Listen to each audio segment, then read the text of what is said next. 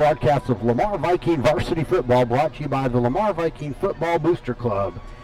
I'm Bill Frawley. I'll be doing the play-by-play tonight. With me tonight, Joe Toronto doing color commentary. Joe, how are you doing? Doing great tonight, Bill. Well, we are at UGA Maverick Stadium on the UGA campus here in kind of north central Arlington. It's an overcast sky, but the temperature really cooled off yesterday, today. Temperature somewhere in the 60s. Not much wind. It's in a way, its own beautiful night for football. It's not a clear sky, but it's just nice temperature, and it finally feels like fall weather here today. We've got the Arlington Colts hosting, because this is their home stadium here at the UGA, hosting our Lamar Vikings. The Colts are 2-3 overall, 1-1 in district play. The Vikings are 4-1 on a 4-game winning streak after they lost their initial game of the season, and 2-0 in district play. The Vikings lead this series 25-19-1, but the teams have split the 16 meetings that have happened here at Maverick Stadium. Last week, Lamar routed North Crowley 37-0 in its homecoming game, and Arlington fell to Mansfield 44-14. What's kind of interesting here about the streak that Lamar has, they've won 3 in a row, but hasn't claimed 4 straight victories over the Colts since a 6-year run from 1995 to 2000. Joe, you've got some information about the Colts you want to share. Why don't you go ahead and tell us what we can look for tonight? Yeah, I think it's very interesting, Bill. Like last week, the Colts lost to Mansfield, and one of the keys was that Mansfield held the Colts to only 68 yards in rushing, and that's sort of the bread and butter for the Colts. They have a balanced attack, but they were led by Kyron White, who's not going to be able to play tonight. He's going to be replaced in the lineup by Quaylon Four. So that's going to be a distinct disadvantage for the Colts this evening. So I think that's one of the keys is for the game tonight is to be able to limit the rushing attack, just like Mansfield did last week. So that was part of the problem for Arlington High last week, and I think that's something to be looking for tonight. I think one of the other things is that with regard to the passing game, the Colts have a very good wide receiver, so we're going to have to look for that as the game progresses. Well, very good. The Vikings have just come onto the field through the Viking inflatable helmet. They are entering from the south end zone. The visitors' locker rooms being in that general direction. We're still waiting for the Colts to make their way onto the field. Well, here's some information, so if people are kind of paying attention at home to the offense for Lamar, of course, Chance Fuller has had almost every snap under center from the get-go this season. He's 58 out of 100 for 1,001 yards so far. Leading rushers, of course, Rashad Polk, 57 carries, 421 yards, 5 touchdowns. Joe, he's averaging 7.5 yards every time he touches the ball and averaging 84 yards a game. Kendall Burt, who has missed only 1 game, he's got 38 carries for 197 yards, and he's averaging over 5 yards per carry, 49 yards per game, and he has 2 touchdowns. In terms of receiving, Matthew Shaw has caught 9 passes for 204 yards, 22 yards a catch, almost 23, 41 yards per game, and he has 4 touchdowns. Dayton Dubbs, 3 TDs, 12 receptions, 207 yards, 17 yards per catch, and 41 per game. And then Rashad Polk has a touchdown, 5 catches for 108 yards. On defense, we're going to be missing our lead tackler tonight. Colby Underwood had that stinger injury in the game last week, taken off in an ambulance, went to the hospital, but he was home late that night, and he's doing well. It was just a sting. I'm sorry, I said Kyron Johnson. I'm not a mistake. Thank you, Ryan DeMartelaire. Did that as a test to see if anyone up here was paying attention, and so Ryan's going to get an extra sandwich out of the press box kitchen. But yeah, I'm sorry, it was Kyron Johnson who was injured, but he's doing well. But he won't be playing tonight. They're going to hold him out until next week just to make sure everything goes well. Yeah, and I think that's going to be a tough loss because not only is he obviously a good, he's had a lot of tackles, but he's had 6 sacks, Bill, and I think that's he puts a lot of pressure on the quarterback, and so that's going to be a tough loss. But hopefully we'll be able to replace him with a lot of good play by the other linemen. Okay, so Lamar has won the coin toss to begin the game here. They have deferred, and we're going to assume that, well, we won't assume, we'll just wait until they show us, but Lamar will be defending the north end zone to begin the game. Arlington High Colts are going to receive the opening kickoff and defend the south end zone.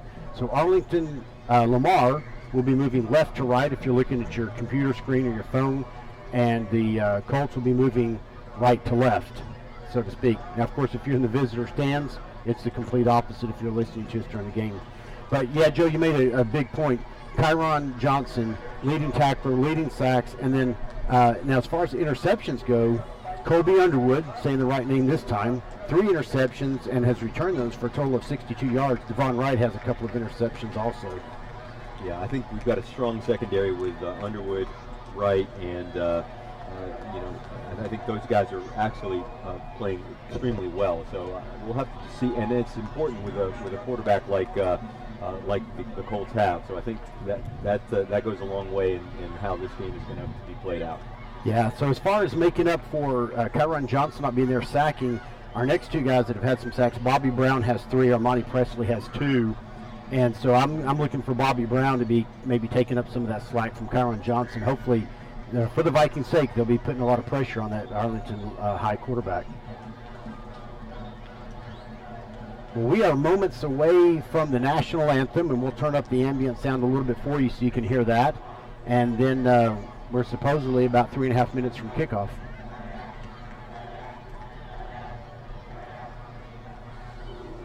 And here come the Arlington High Colts onto the field.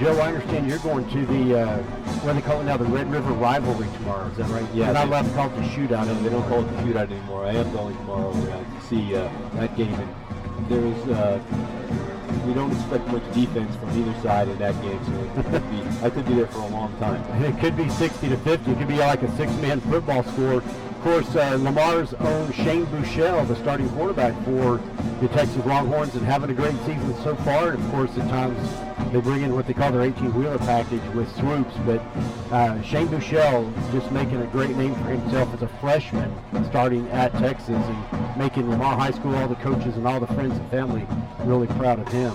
Absolutely. It's too bad sometimes when they bring in that 18-wheeler package, it kind of disrupts the flow of the game, and I think it might serve them a little bit better if they left Buechele in to get a little bit of rhythm going in the game.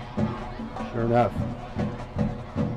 Well, the Colts have come onto the field. They've had their midfield kind of, I don't know, celebration, dancing around, hugs, whatever, and they're making their way to the sideline. And so I anticipate we've got the national anthem kind of up here in just a few moments, and then we will be ready to play some football.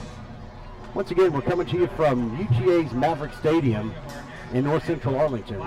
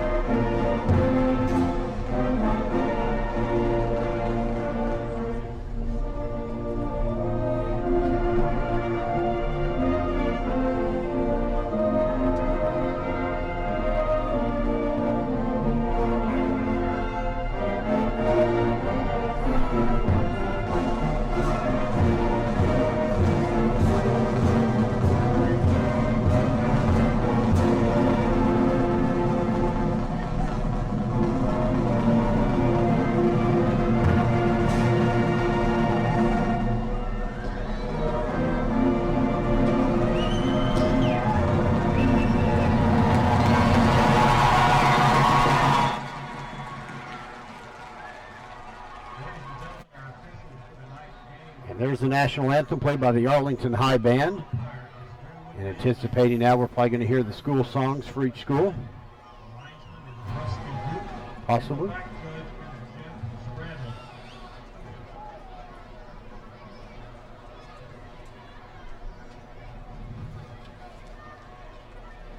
In the meantime, I'm going to tell y'all, at least we'll probably try to make it through all of these throughout the game tonight. The cheerleaders for the Lamar Vikings, we've got Senior All-American Abigail Beduna, Senior All-American Kyra Johnson, Senior All-American Samaria Lee, Senior All-American Casey Noel, Senior All-American Carol Ann Schwenk, Senior All-American Amanda Terrell.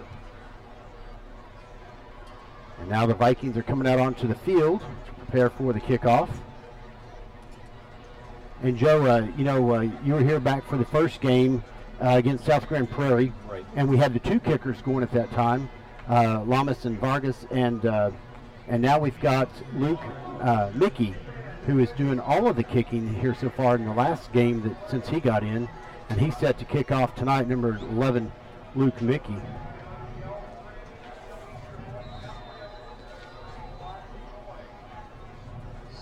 Well, the kicking game is so important. You've got to really make sure that you can convert on extra points and field goals. So it's important to have some stability in the kicking game. So hopefully he can provide that. And there's the kickoff. It's going to go back to about the 3-yard line where it's returned. He's out to the 10, 15, 20. He's going to be met by some Vikings there, and he breaks one or two tackles and is pushed out of bounds at about the 22-yard line. That was pretty good coverage, though, by the Vikings. They held him in check. Definitely so, but not out to the 25, so better than a touchback. I saw Daniel Huggins, number 14 over there, one of the guys that was forcing him out of bounds. Red Huggins, yes.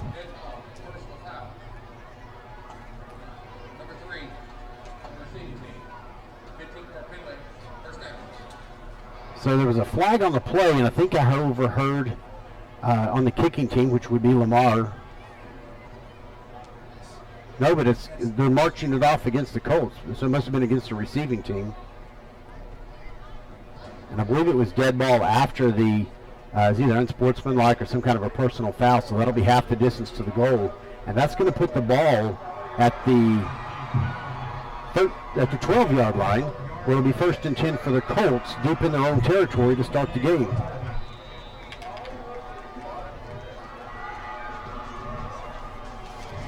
Kalen Day is their quarterback, and he's been very successful this year. And they've got a big wide receiver by the name of Rashad Anderson, who's caught 26 passes for 474 yards and 6 touchdowns. So look for him to throw it to him quite often. And the first play is an incomplete pass. He's aiming for someone over towards the 20-yard line. He just dropped that. Looks like number 17, Rashad Anderson, was the intended receiver, the closest one to the same zip code as that pass. So it'll be 2nd down and 10 for the Colts at their own 12-yard line. The quarterback, Kalen Day, is back there, and next to him is number 47, put on 4. And now there's a penalty flag again, false start against the offense, so that'll push them back.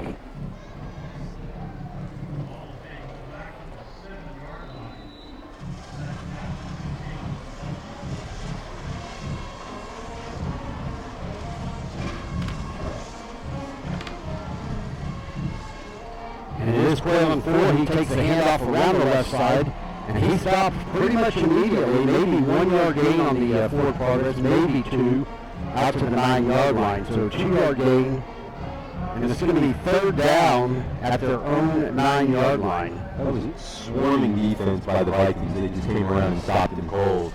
And this is where you have to watch out for Rashad Anderson. He drops back, he throws, it's caught by number 17 at the 22-yard line, but he is met immediately by number 27, Bobby Brown. Excuse me, Devon Wright. Number 27, Devon Wright. And that's going to bring up 4th down and long for the Colts. 4th down and 10. So the Vikings, between swarming defense and a penalty, have held the Colts to a 3 and out.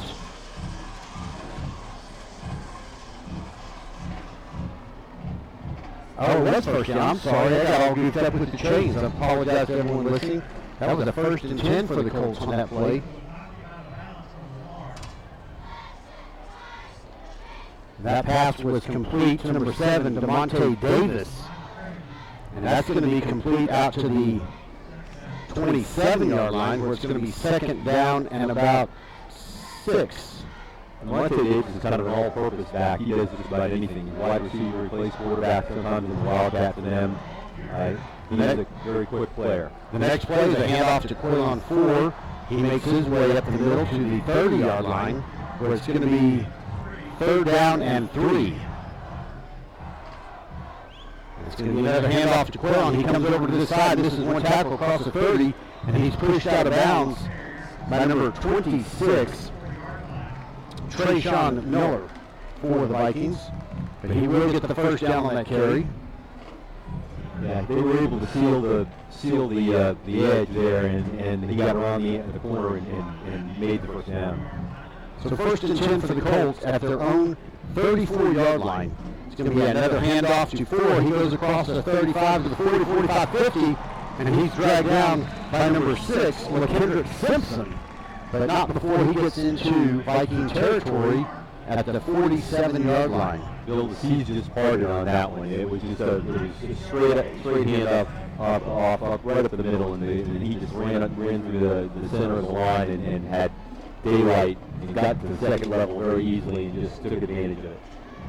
So the Colts are missing their leading rusher, Kenlon McCray, but Ford has stepped right in.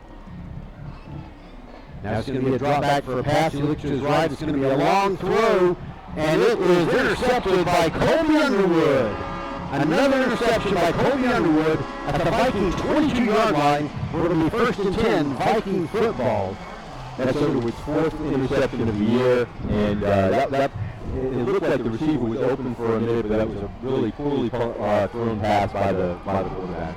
Yeah, Underwood became the receiver basically because it was underthrown, and really Underwood was set up to catch it. So now the Vikings will have their first offensive possession, starting 1st and 10 at their own 22-yard line. We've got Chance Fuller in at quarterback. Rashad Polk is the running back to his right. We've got Twins left, single receiver right. It's a snap. It's a handoff to Polk. He goes to the left side, and he's going to struggle and fight his way back to the line of scrimmage for no gain.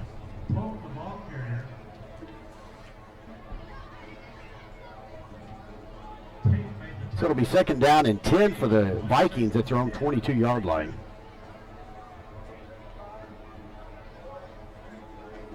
Now we've got Trips right. Polk is standing to the left of Fuller in the backfield.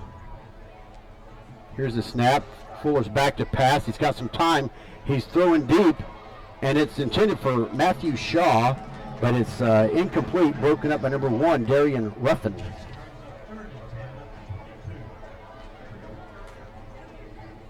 So that's going to be 3rd down and 10 at their own 22-yard line.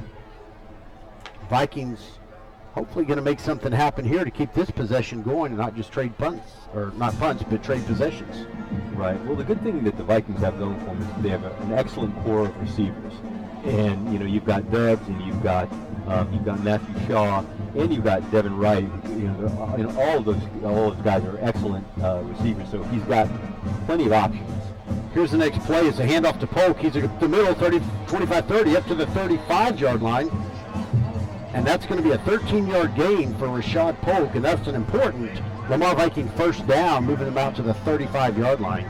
Well, they didn't need any of those receivers. They just ran it right up the gut and picked up the first down. Yeah, you wonder if Arlington was kind of counting on a pass play there, and they got a little bit fooled. But regardless, 1st and 10 at the 35-yard line. It's going to be, it was a handoff to Polk, but it's mishandled. And fortunately, Fuller is able to jump down and drop down and jump on the ball. And he's going to be tackled officially, it looks like, by number 94, Theron Ballard. That was extremely fortunate. You don't want to turn over the ball in your own territory like that. So the Vikings get a second new life. That's right. So it'll be 2nd down and 12 at their own 33-yard line.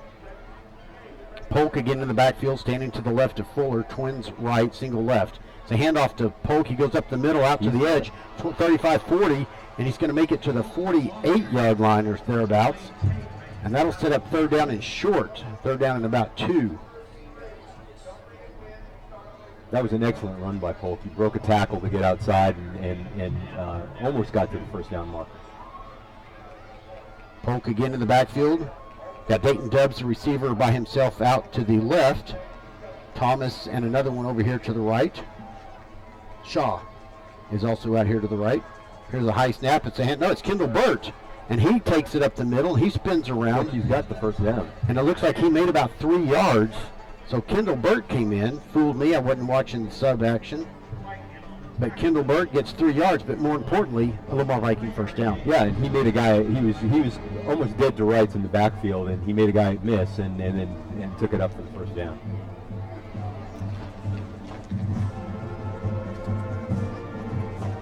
So Kendall Burt again. It's going to be a handoff to Burt. He's trying to go to his right, but he is met immediately by 3 or 4 Colts defenders, and that's going to be a loss. Back, they're going to mark it at the 43-yard line. So that's going to set up second down and about 13. Colts had that sniffed out right from the very beginning. There was absolutely no chance for him on that play. Yeah, their defensive line was basically born in our backfield, and he didn't have anywhere to go. So once again, Kendall Burt standing now to the right of Fuller. Twins left, single receiver right. Here's the snap. Fuller looks back to throw. He's looking over to his left. Now he's going to have to keep it, and he's going to have to take a sack. And he's going to be back at the 40-yard line, a loss of 3 yards. So that's going to bring up third down and 16 for the Vikings at their own 40. Now they're going to mark it at the 41. So third down and 15 for the Vikings at their own 41-yard line. Well, that time there wasn't anyone really open for Fuller to throw to. That was sort of a covered sack, and then he got a little bit of he hesitated a little bit, thought that he might want to run, and by that, and he just didn't have any chance. But it definitely was a covered sack. Well, Fuller is looking over to the sideline. He's getting the signals for the play. Semi-huddle breaks up. Now Rashad Polk is back in the game. He's standing to the right of Fuller. Here's a snap. It's going to be a keeper, a draw play by Fuller, quarterback draw. He goes up for about 5 yards, and he did fumble the ball, but it's fourth down. They got it back, so Fuller is made it up to, it looked like the 46, and now they're going to mark it at the 45, and it's going to be fourth down and 11 for the Vikings, and it looks like punt time.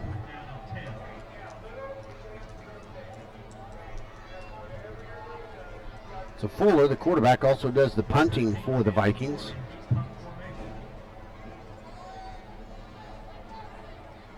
Deep back for the Colts is number 12, Sean Steele. He's standing on about his own 25-yard line, give or take. Here's the punt. Steele catches it at the 19-yard line. He moves around back and forth. He has nowhere to go. He's swarmed by the Vikings, and he makes it to the 25, it looks like. So about a 1-yard return for Steele. 5-yard return for Steele. 35-yard punt by Fuller.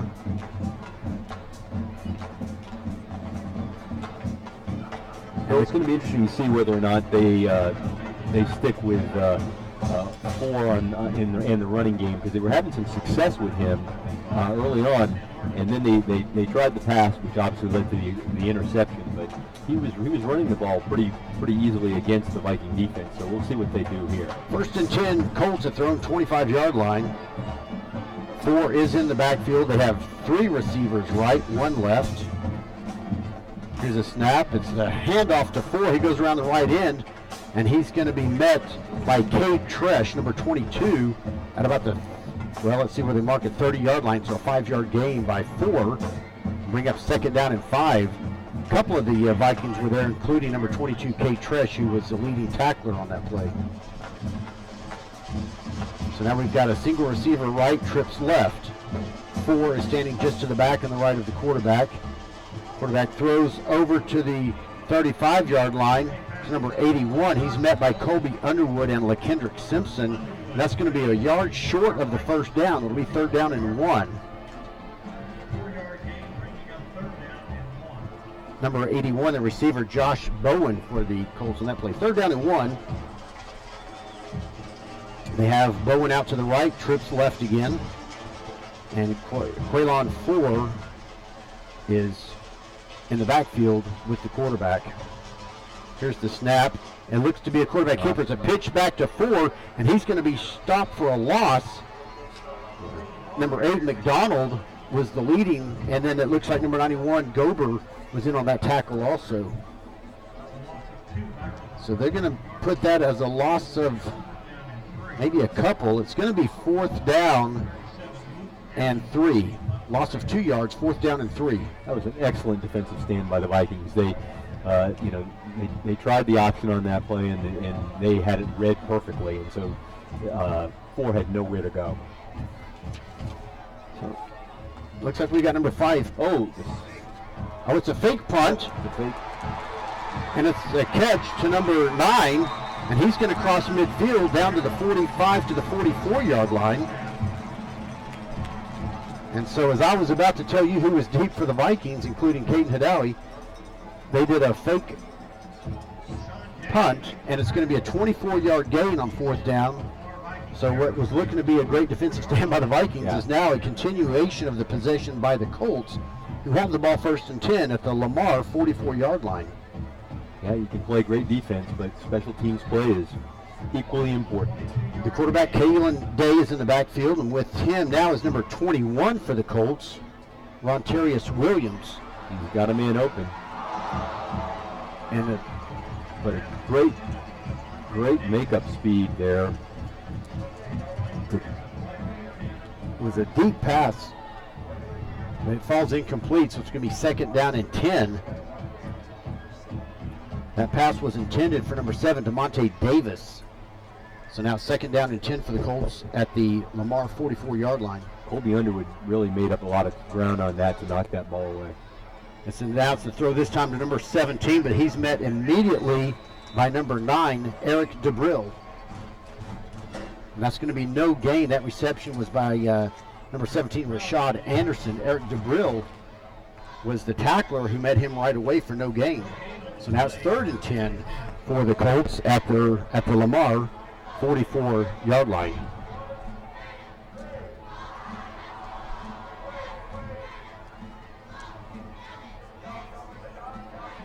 Number 21, Williams, the running back in the backfield for this whole possession, looks like. They have twins right, twins left. They're stacked in little I formations out there. Steps back to pass. He throws over the middle. It's caught by number 17 at the 30-yard line, across the 20 to the 15. He's still dragging some players with him down to about the 12-yard line. So that's a big pass play for the Colts. Caught by number 17, Anderson. They just rifled that ball in there, and he just stood back in the pocket and fired that ball to Anderson. Williams in the backfield with the quarterback, Kalen Day. He drops back to pass. He's getting a little pressure. He looks, it's caught by number 21, and he's over the 10, across the 5, and he's going to be marked out of bounds at the, looks like at the 1-yard line possibly. There's a flag. And there's a flag on the play. Now number 21 caught that pass. Williams, he's the running back as it was set up. But there's a holding penalty, it looks like. So it's going to be a 10-yard penalty against the Colts. So we erase that big offensive catch. And that's a big break for the Vikings. Bill, they set that screen up beautifully. Unfortunately, almost it was too good because they went ahead and held on the play. Yeah, exactly right. Yeah. So it's 1st down now, and about 17 or so. Williams is the running back in the backfield with Kalen Day, the quarterback. Trips right, single left. And now it looks like the Colts are going to call a timeout to get their play straightened out. A flag was thrown, but it looks like they're going to wave that off. I think timeout was called before the play clock expired. Yeah, play clock was going down. Well, so far it's somewhat of a defensive struggle here in the game, 0-0. Well, struggle is a very good word, yeah, because it looks like that there's mistakes being made on both sides of the ball by both the Vikings and the Colts. They've each had their opportunities, and nobody has really capitalized on it.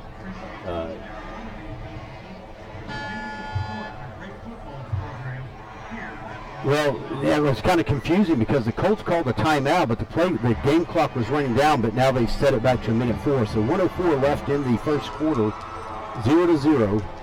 The Colts have the ball, first down and about 13 at the Lamar 19-yard line. And they've spread the Vikings defense out. They've got 3 receivers to the right and 1 to the left.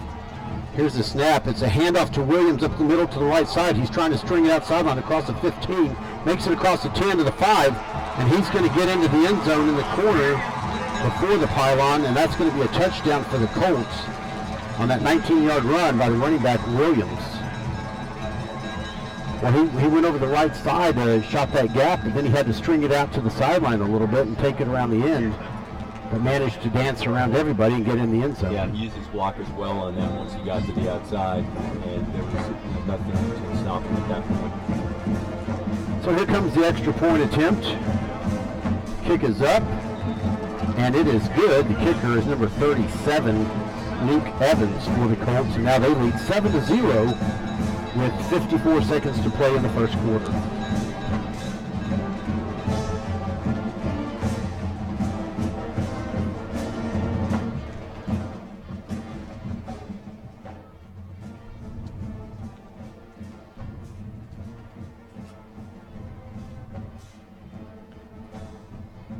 Well, Joe, we talked about the fact that they were going to have to, slow down the ground game, and we thought that might be a little bit easier with their top rusher out of the game.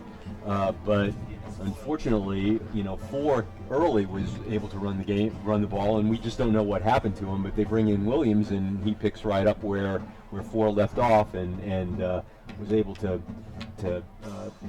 run the ball effectively. So.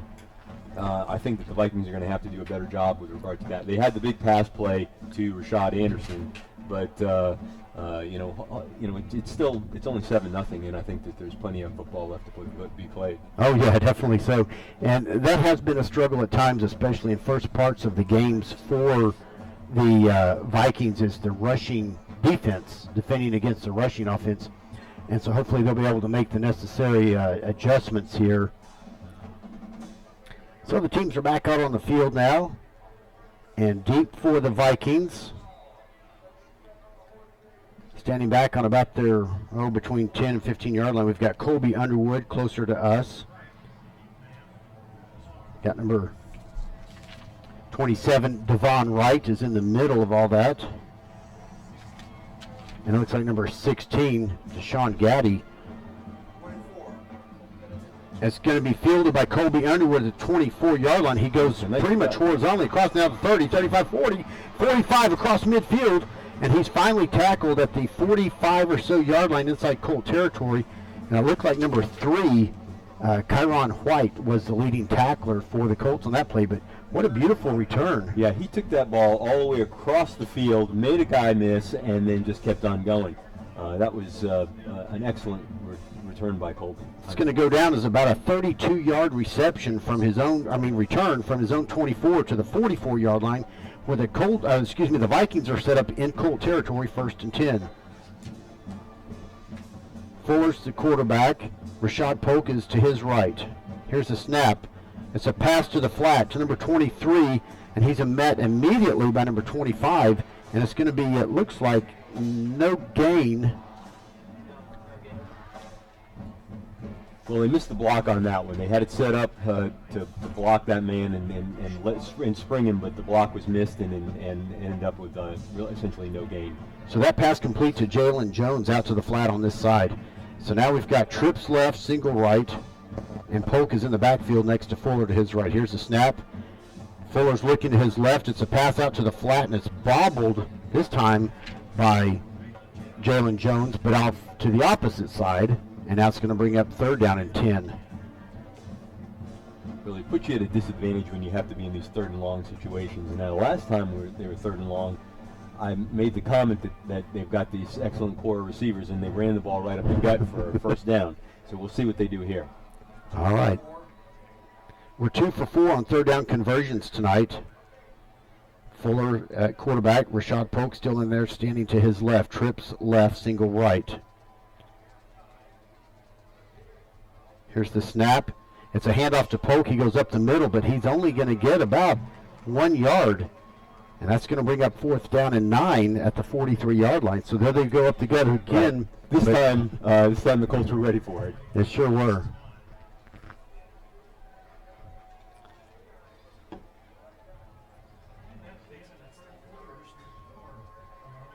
And that's going to be the end of the first quarter with the score of the Colts 7, the Lamar Vikings 0. So fairly quick first quarter there. So far in the first quarter, it's the running game pretty much for the Colts. Exactly. They had one big pass play, but it's just been all runs essentially, and that's what's helped them out to get to the 7-0 lead. We've been splitting the running game up a little bit between Kendall Burt, Rashad Polk. Fuller had that keeper at one point, but and then we've had a few passes completed, so pretty well balanced offense for the Vikings so far. Right. We just have not had enough success within the passing game at all. They've done a very good job in keeping the passing game in check, and and then there have been some untimely, I hate to call them mistakes, but untimely. That's issues. What it is. And so that's what's stalled some drives and have not allowed us to move the ball down the field. So here we are. It's 4th down and 9. Now the Vikings going from right to left. If you're looking at it from our perspective, if you are over in the visitor stands, obviously they're moving left to right. Now Fuller steps back into punt formation, standing at his own 45-yard line. And it is going to be a punt, but there's a flag on the play. And it looks like maybe it was offsides, but we'll see. False start. Oh, false start against the Vikings. So that'll be a 5-yard penalty. And we'll do this punt again. Now the line of scrimmage will be the Colt 48-yard line.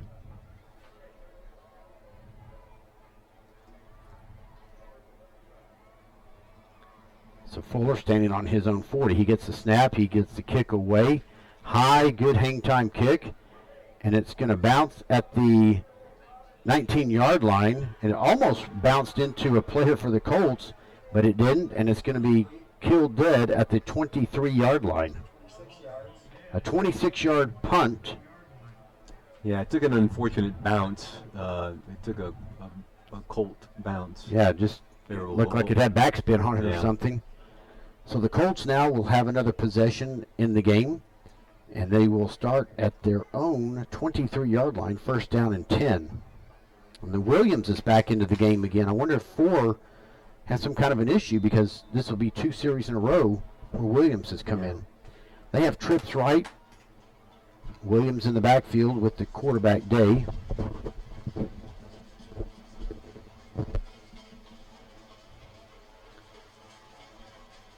Williams standing to his right. Here's the snap. It's a handoff to Williams, and he's going to be caught behind the line of scrimmage by a multitude of Vikings, including number 27, Devon Wright, who looks like he may have had the lead on that tackle. And as they went running to the left, the Vikings had that read very well, so there's a rushing play. The Vikings defended very well, and that's a 4-yard loss back to the 19-yard line, so it's going to be 2nd down and 14. Yeah, the Vikings were in the backfield just about the time that Williams got the ball. Williams again, the running back. Now he's standing to the left of Day. Trips right again. Here's the snap. It's a handoff up the middle to Williams. He just pushes through that A-gap, and he gets across the 25-yard line. He's tackled at about the 23, but now there's a flag after the play is over. It's going to be a dead ball foul.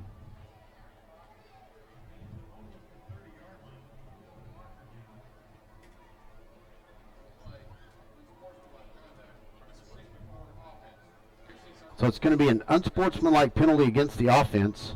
That'll be the Colts.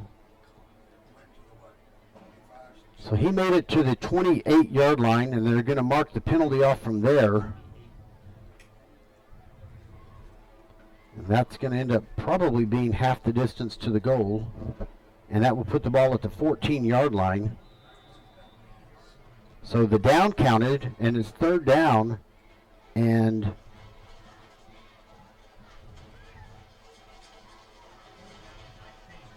third down and 19 to go. I think this is important, Bill. The Vikings need to hold them here and win the field position battle. Day drops back to pass. He's throwing deep over the middle, and he overthrows number 4. Grant Harder. Trey Miller was there defending. So now it's going to be 4th and 19, and it's going to be punt time for the Colts. Yeah. Joe, I'm just going to go out on a limb. I don't expect a fake punt this time. Yeah, I think I think that's a safe bet. That was well defended. The pass was well defended, and I think that this is exactly what the Vikings needed. They've got them pinned down back in their own in their own part of the field, the Colts' own part of the field, and so this is an important. That was an important stop. He's going to punt it from his own 2-yard line. It's a high kick, but not very far, and it bounces and takes a Viking bounce. It bounced at about the 40-yard line and went 5 yards backwards. It's going to be at the 35-yard line. 22-yard punt, maybe 20. It'll be 1st and 10 Vikings at the Colt 35-yard line. So, Joe, this sets short field. Perfectly. Yeah, this sets them up perfectly. They need to take advantage of this and put some points on the board. So here come the Vikings out to the line of scrimmage. They've got twins right, Thomas and Shaw. Kendall Bird is the running back. I mean, the Colts have a single high safety. I mean, right now I think I'd take a shot instead of just running the ball. Here's the snap. Fuller's going to throw over to his right, and it's intercepted by number 3, Kyron White. So they did go for the pass, but it was a little bit underthrown, and Kyron White for the Colts timed that perfectly, ducked right in front, diving, because it was a little bit low also, and intercepted that pass. Yeah, that wasn't exactly the shot. It was kind of a pass to the sidelines, and it just was not well thrown, unfortunately, and the defender was in perfect position to intercept that pass. So now just like that, the Colts get the ball back at their own 32-yard line, set up 1st and 10. We may look back on that position and as a turning point in the game. Could be, definitely. Now, Quaylon 4 is back in the game at running back. There's a single receiver left, trips right. Here's a snap. Day looks over to the left. He's throwing deep, and he overthrows his receiver, number 17, Rashad Anderson. Devon Wright was covering on that pass play. So that's going to bring up 2nd down and 10 for the Colts at their own 32-yard line.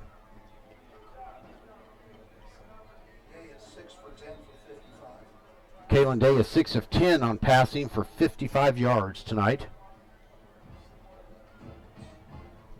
2nd down and 10 at their own 32 for the Colts.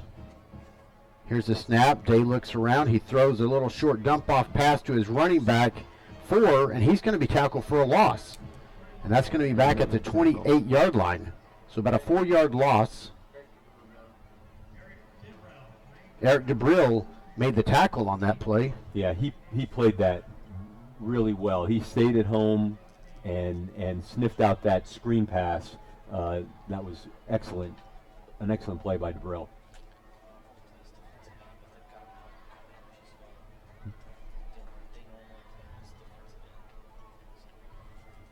DeBrill normally plays defensive end, but he's on coverage right now.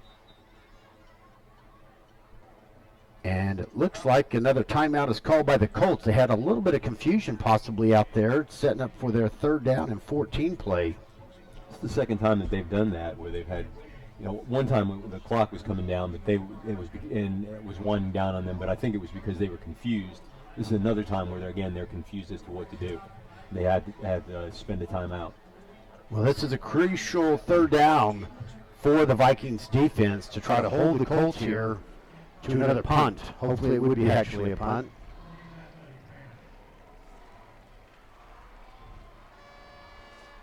Go through a few more of these Viking cheerleaders we have out here tonight. Senior Gabby Wilson, Senior All-American Jordan Woodruff, Senior Emma Zamaripa, Junior Courtney Benz, Junior Peyton Carlson, Junior Alex Gammon, Junior All-American Sonny Hammonds, Junior All-American Kate Hopkins, Junior All-American Lauren Hopkins, Junior Lauren Julius.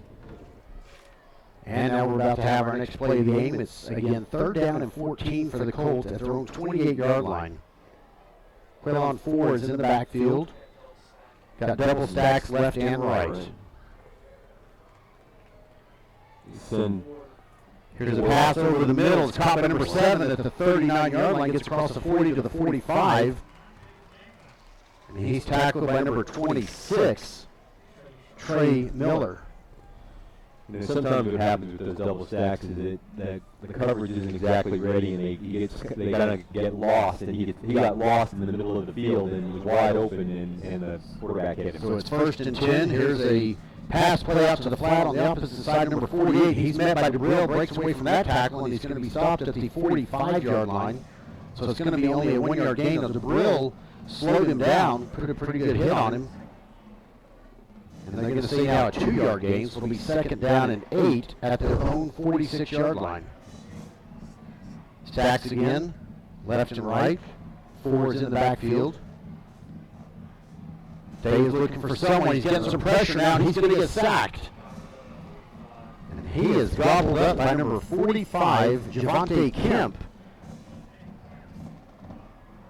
So Javante Kemp gets in the sack game now. And that's a loss back to the 43-yard line. And it's going to be 3rd down and about 16. Javante Kemp came in there late. It was almost like a little bit of a, he was under pressure. The quarterback was under pressure, but it was almost like a delayed blitz. Stacks again. 4 is in the backfield.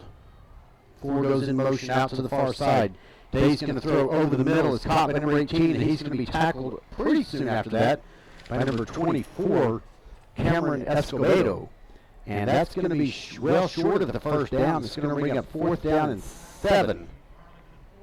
And the punt team is coming out for the Colts, not too surprisingly, with the 4th down at their own 47-yard line, but we've seen what they've done before, 4th down near midfield. So you have to watch for it, even though they pulled it one other time. You still have to watch for the fake punt. Got LaKendrick Simpson deep for the Vikings, back around his own 25-yard line. His punt is deep, and it's going to bounce and looks like go into the end zone for a touchback. So 54-yard punt for the Colts, and that will set the Vikings up 1st and 10 at their own 20-yard line.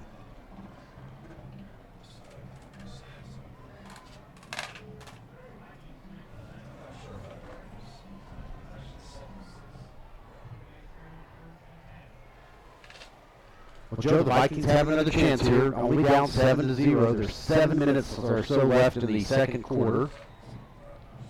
Yeah, with everything that's gone on, I mean,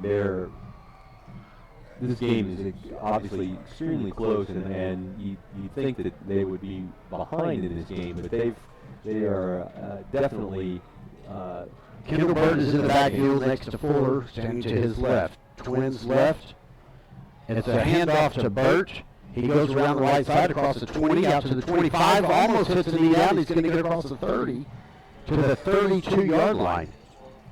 Yeah, he put his hand down to keep his balance, and then he just bolted out to the 32. He got about 6 or 7 more yards after that little hand to the ground thing, so got the 1st down. And the Vikings like that, 1st and 10 at their own 32-yard line.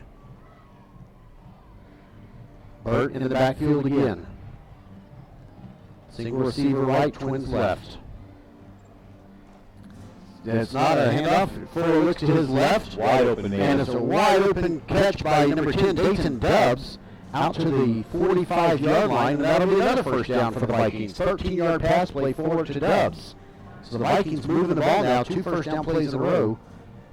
They left him wide open, and Chance Fuller found him. First and 10 at their own 45-yard line. It's a handoff to Burt, and he's going to make 5 yards up to the 50-yard line. So all of a sudden, this Viking offense is just rolling along in 3 plays, all of them for positive yards and 2 of them for first downs, Joe. Right. They're in a good rhythm right now. They've just got to keep it going. So you're saying not a good time to change quarterbacks to your 18-wheeler? No, that would not be the way to go. Rashad Polk now in the backfield, but he goes up. Fuller looks to his right, and it's in and out of the hands of number 3, Rashad Polk, out to the flat. Yeah, he had him open, and he had a little bit of running room. I think he could have made it around the corner and gotten that first down, but just couldn't hang on to it. So it'll be 3rd down and 5 for the Vikings at the 50-yard line. We'll call it their own 50 since it's just on the Viking side of the 50-yard line. 5:42 to go. The Colts lead this game 7-0. Polk in the backfield to the left of Fuller. Twins right. Here's a pass over to the left, and it's pretty deep, and that's almost intercepted by number 6. It was intended for Dayton Dubs, but it's almost intercepted by Xavier Guyton. That play did not look good from the very outset. Dayton Dubs was covered, and that was a ball that should not have been thrown and should have been intercepted. So I think that they sort of dodged a bullet on that one, Bill. They did, and that now brings up 4th down and 5 at the 50-yard line. Averaging 30 yards on punts. Fuller averaging 30 yards on punts tonight. He drops back now into the punt formation. He takes the snap. There's the Australian-style kick. It's a low knuckleball-style kick. It takes a Viking bounce at the 20, across the 15, across the 10. Hit off the head of a Viking at the 18. Oh, but it hit off the head of a Viking at the 18-yard line. So that's where the ball's 32-yard punt. going to be spotted. A 32-yard punt, so right in there around his average tonight. And it'll be 1st and 10 Colts at their own 18-yard line. So that's using your head for something, but too bad it did because it would have rolled even further down. Yeah. Well, sometimes those breaks just don't go your way.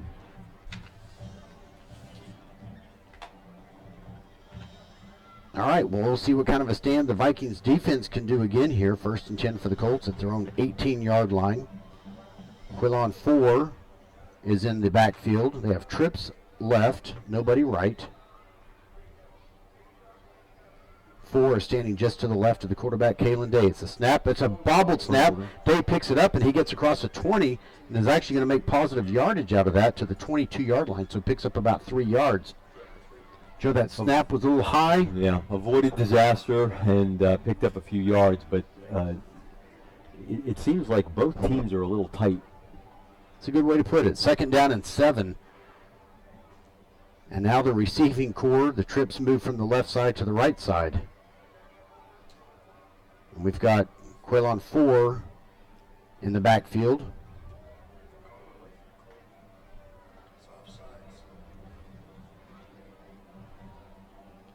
And it's going to be a handoff to 4, and he's going to be met pretty soon, probably for no gain.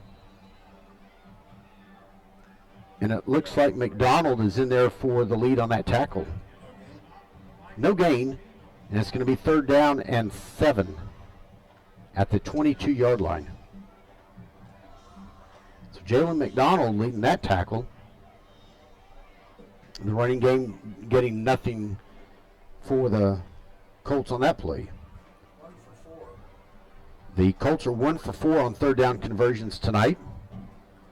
Showing blitz. Here's the snap. They're dropping back. He throws, and it's overthrown to number 17, Anderson, defended by Colby Underwood.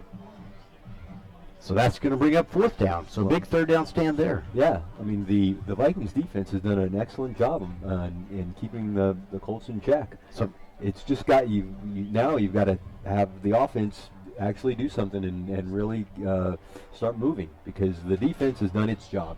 Definitely so. We need a sustained drive here.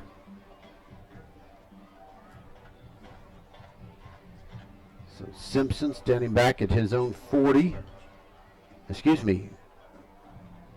Okay, the punt comes. It bounces at the 40 and it rolls down to the 35 or so yard line where it's going to be killed dead. Deshaun Gaddy was actually deep that time. 42-yard punt for the Colts. It's kind of redundant when I say the ball is killed dead, isn't it? exactly, yeah. It's like the football ball that Jay Ryan likes to talk about sometimes. That football ball bounced around down to the 35-yard line. So it's going to be 1st and 10 for the Vikings in their own territory at the 35. Bill, we have yet to see a big play from the passing game from the Vikings. True. And it must be that there's been, the coverage has been excellent by the Colts. Kendall Burt, the running back, to the right of Fuller. Trips right, single left. Fuller takes the snap. He rolls to his right. He's looking for a receiver, and he's going to throw that one out of bounds, vaguely intended for Matthew Shaw, but well overthrown out of bounds. 2 for 9 for 13 yards. Fuller is 2 for 9 for 13 yards so far tonight. And that pretty much says it all. I mean, he's He's roughly 50% for the season. Yeah. He's thrown for over 1,000 yards and 2nd down and 10 for the Vikings at their own 35-yard line. It's a handoff to Burt. He bounces off a defender in the backfield across the 40, 45, 50, 45, 40. Going to drag a player or two across the 35 and down to the 31-yard line, 32-yard line. 33 yards on the carry. 33-yard carry by Kendall Burt up the middle, and there's a big play, not a pass play, but that was a big play on the rushing game, and that helps some momentum for the Vikings as they got 1st and 10 at the Colt 32-yard line. Burt in the backfield again. Fuller rolls to his right. He throws over to the edge. It's, in and out of the hands of number 17, Ryan Rulin. There's a flag on the play. Well, 2 for 9 is not going to be helped if your receivers drop the ball either. So Exactly. That's 2 drop passes straight out I've seen tonight. At least maybe 3. But there's a defensive holding penalty, was it? 10-yard penalty, so that'll bring up a 1st down. So a break for the Vikings. Somewhere in there was a hold against the Colts. And it'll be 1st and 10 for the Vikings at the Colt 17-yard line. with 3 minutes to go in the half, this is the time to score right here. Definitely so. But we've got Polk and Burt in the backfield now with Fuller.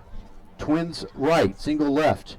High snap. It's a handoff to Polk. He gets to the 20, 15, and he's going to be tackled down around the somewhere between the 12 and 13 yard line for about a 4.5, 5 yard gain. And it looks like it's marked at the 13 yard line, so that'll be a 4 yard gain.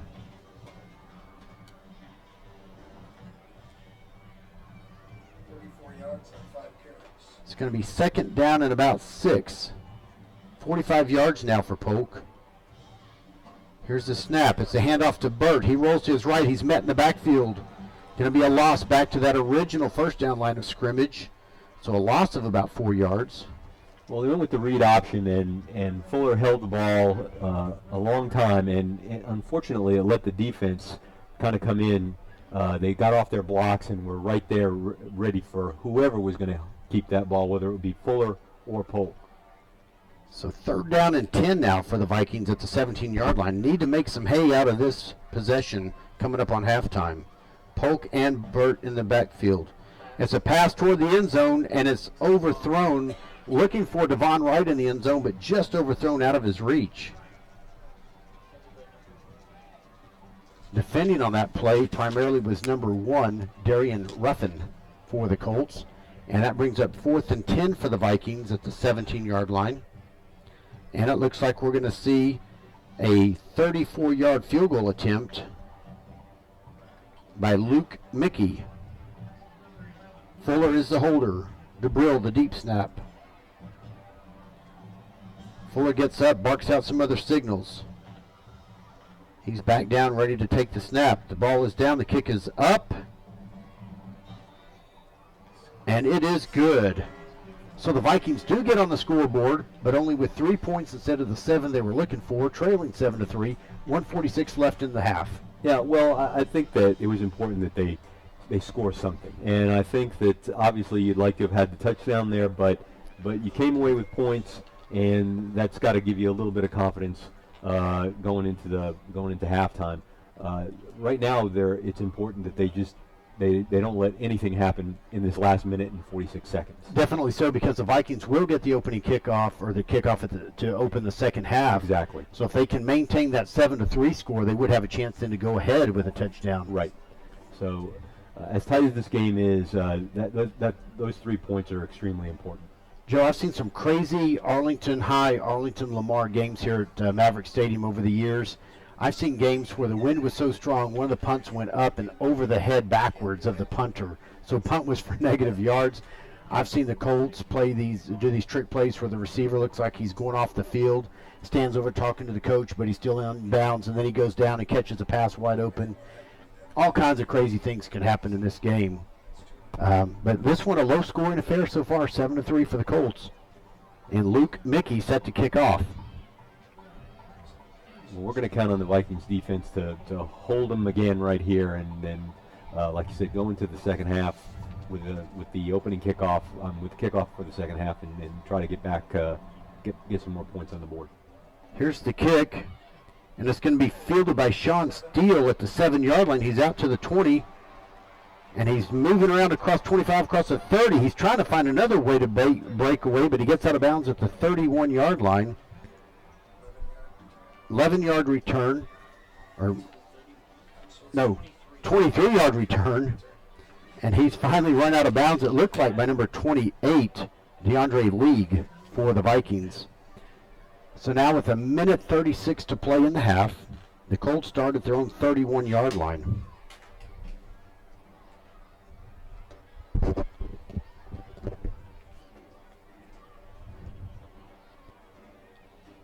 And this, like you said, Joe, this will be crucial for the Vikings defense to hold them without a score going into the locker room here at the last minute and 36 to go. Yeah, and I think you've got to keep an eye on Rashad Anderson again, because he hasn't really broken out except for that one play. Empty backfield. Dave throws over to this side. It's caught by number 7 at the 34-yard line. He stays in bounds, and it's going to be marked at the 38. And that was a mistake. 39-yard line. 8-yard gain, second down and 2. Empty backfield again. Receiver in motion. He actually takes the handoff. It's number 7 at the 35, and he gets out to the 39-yard line. And that looks like it's going to be no gain. Bring up third down and 2. The clock is rolling, and the Colts only have one timeout left. They've had to burn 2 in this first half. Number 7 was the ball carrier there. Empty backfield again, third down and 2. Takes the snap. He throws to this near side. Caught by number 18 to the 40. He's going to get the first down, and he'll be out of bounds at the 43-yard line. 37 seconds left. 37 seconds left, a 7-yard gain.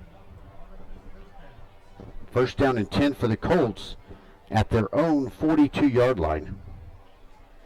Empty backfield again. Trips left, twins right. Here's the snap. He drops back. He looks over to his left and almost sacked before, but the ball is thrown, and it's just out of the reach of number 17, Rashad Anderson. Well, the Vikings got a lot of pressure on Kalen Day, and that caused him to throw that errant pass, because he did have Anderson open in the middle of the field. Oh, yeah.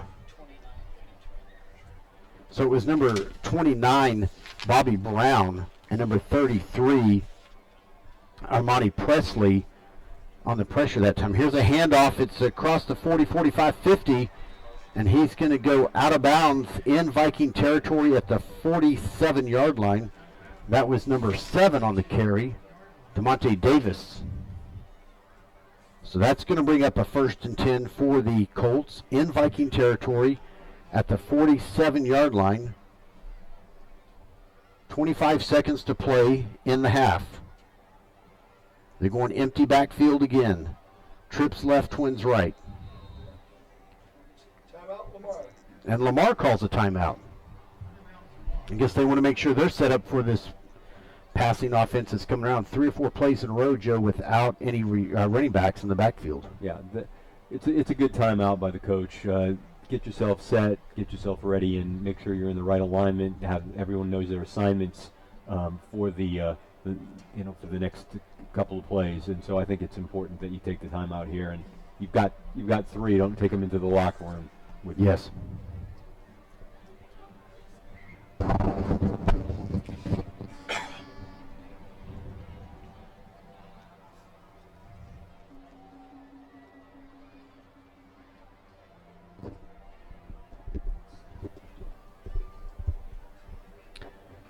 So that was a timeout called by the Vikings. 25 seconds to play. The Colts have the ball again, first down and 10 at the Viking 47-yard line.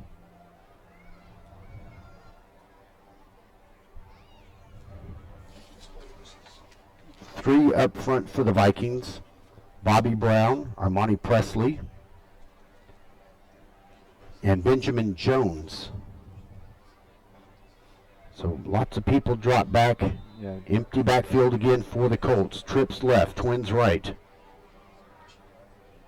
Receiver in motion, fake handoff. The quarterback Dalix, he throws to this side. It's off the fingertips of number 7, DeMonte Davis, and he was kind of wide open. Yeah. The Vikings are playing it so that they keep everything in front of them. They don't want anything to get behind them, and so they're only rushing 3 at this point. If you're going to rush 3, those are 3 good ones to rush. 18 seconds now left in the second quarter. Second down and 10 for the Colts at their own 47-yard line.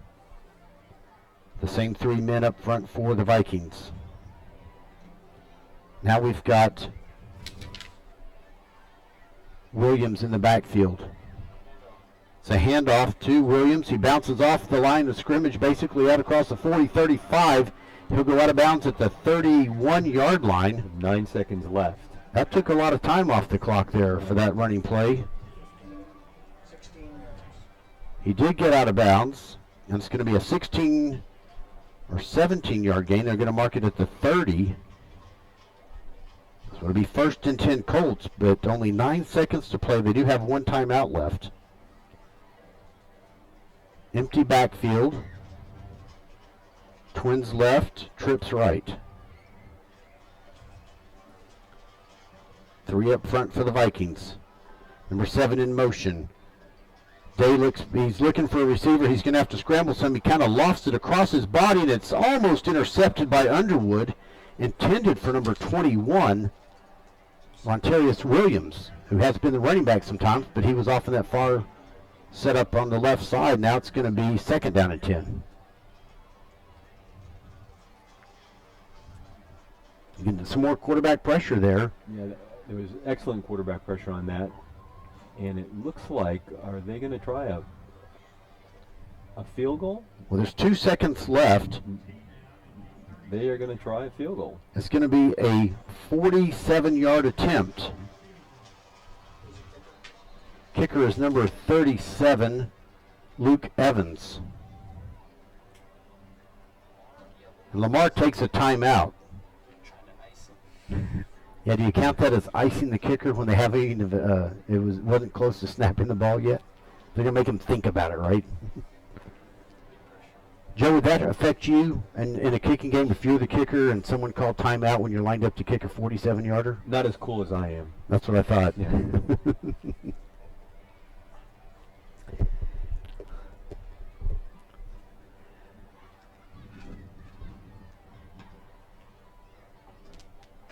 Well, unfortunately, I just don't know enough about the Arlington Colts kicker to determine whether or not this is a smart play or not a smart play. On behalf of the Colts. We don't have the stats on when he's been iced with less than 10 seconds to play in a half, do we? Exactly. And he's kicking, but he's kicking right-footed tonight. There's a kick. It's up, It's going to have the distance, but it's no good wide left. That ends the first half. Just like that ends the first half with the score. The Arlington Colts 7, Lamar Vikings 3. So it's setting the Vikings up. If they can make something good happen on their first offensive possession, taking the kickoff to begin the second half, hopefully they'll get some momentum going.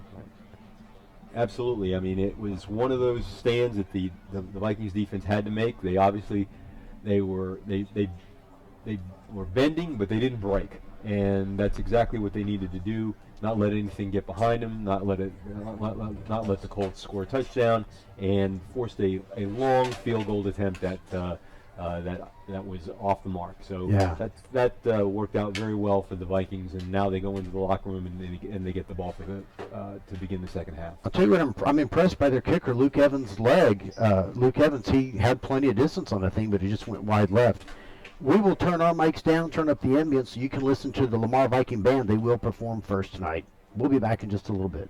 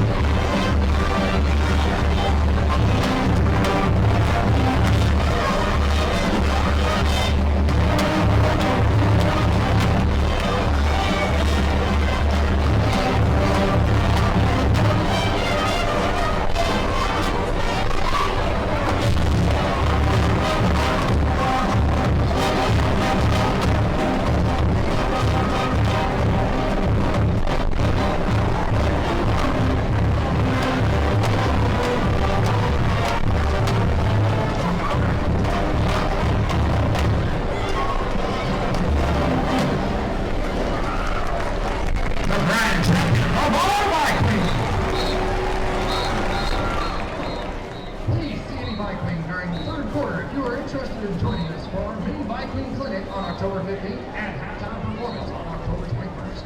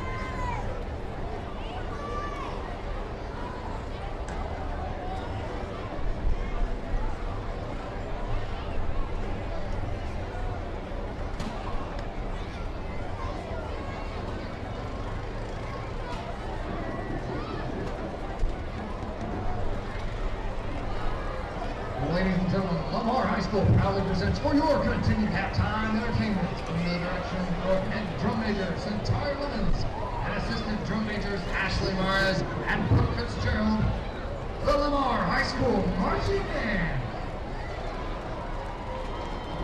Tonight, the band will be performing the 2016 programs Caesar and Cleopatra.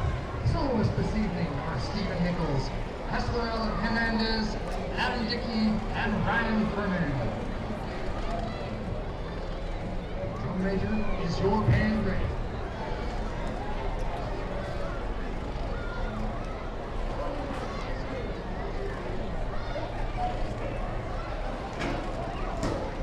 And now, the pride of Lamar, the Viking Marching Band.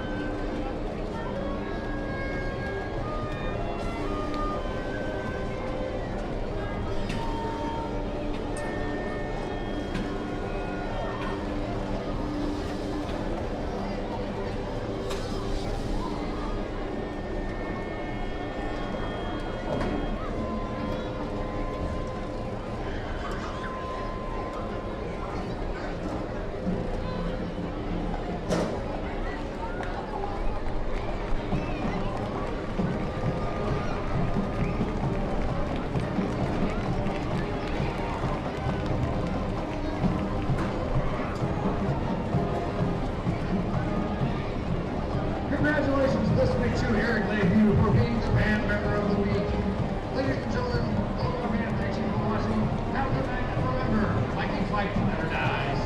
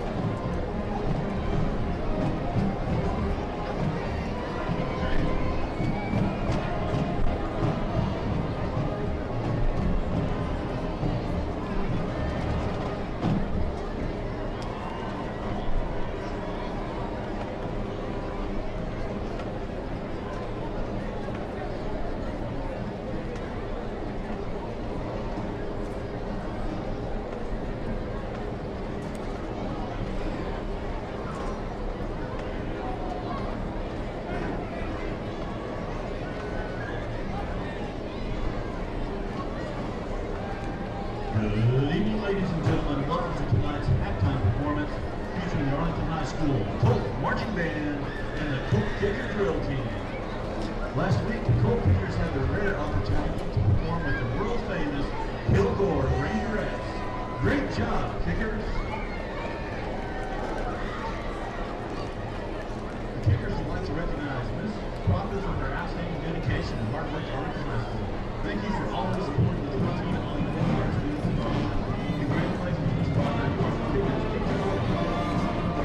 And now, performing for your halftime entertainment under the direction of Miss Jenny Knight, the award-winning Grand Champion Drill Team, the Arlington High School Colt Kickers.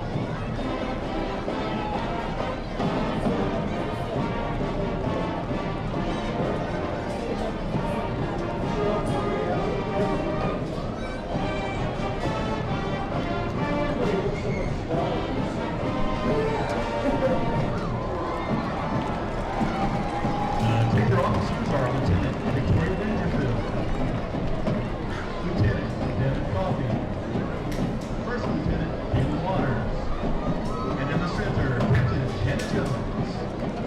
Social officers are Lily Flores, Maggie Mathis, and President Laura Simmons. The kicker of the week is Marilyn Reyes. The spirit girl of the week is Ashley Torres. And our manager of the week is Alexa Montoya.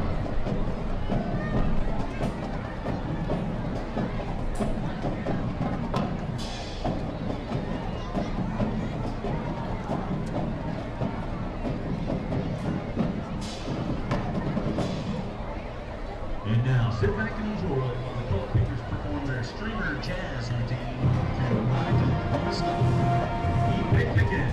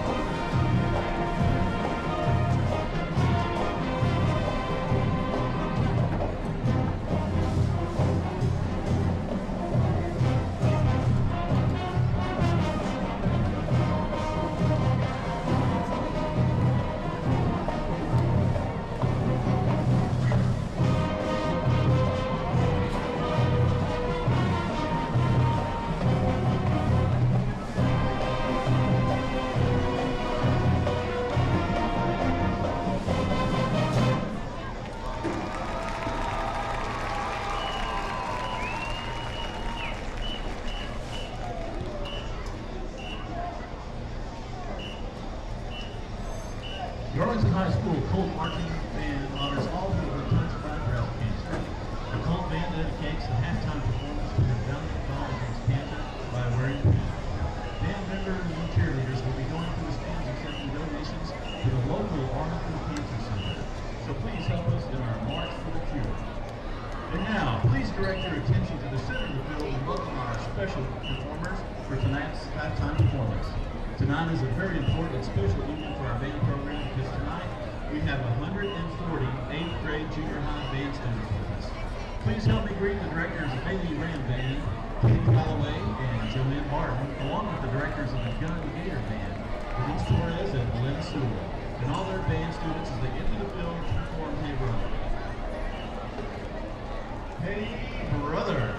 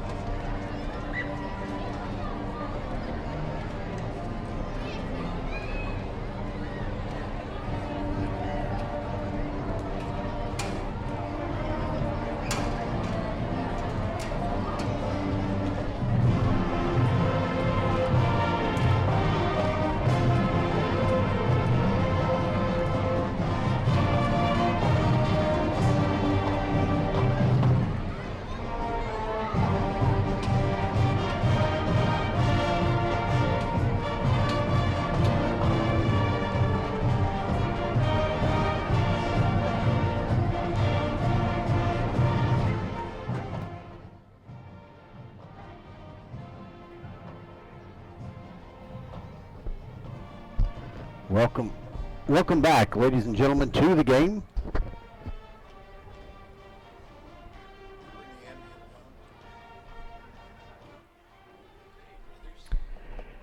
Well, we're just a few minutes away from the kickoff to begin the second half.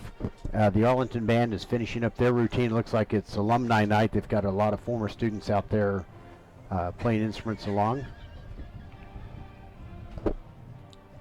It's their Optimist Band. Oh, it's the Optimist Band. I'm sorry. The junior high. Oh, I thought earlier you were talking about Optimist Football League because I saw some. I'm getting some real-time feedback. They're future students. They're future former students. Future students and future former students. Anyway, that doesn't really matter a lot. What we want to do is talk about football, where we have the score: Arlington 7, Lamar 3 at halftime. I'm going to go through a few scores from around the league, so to speak. Over at Wildman Field, Pascal is trailing Sam Houston 17-3 at halftime. Over at Cravens, I'm guessing it is, Mansfield leads Martin 26-22 just before halftime. And over at North Crowley, Bowie leads North Crowley 21-6. And again, our score here 7-3 at the half. Joe, what have you got for some observations and stats? Well, I guess one of the main things for the Vikings is that with regard to Chance Fuller, he's 2 for 11 for 13 yards. So the passing game did not get off to any kind of a start at all in the first half. The running game wasn't much better. Richard Polk was he carried the ball 5 times for 34 yards, and Kendall Burt had 6 carries for 45 yards. So combined, the Vikings didn't even total 100 yards in the first half.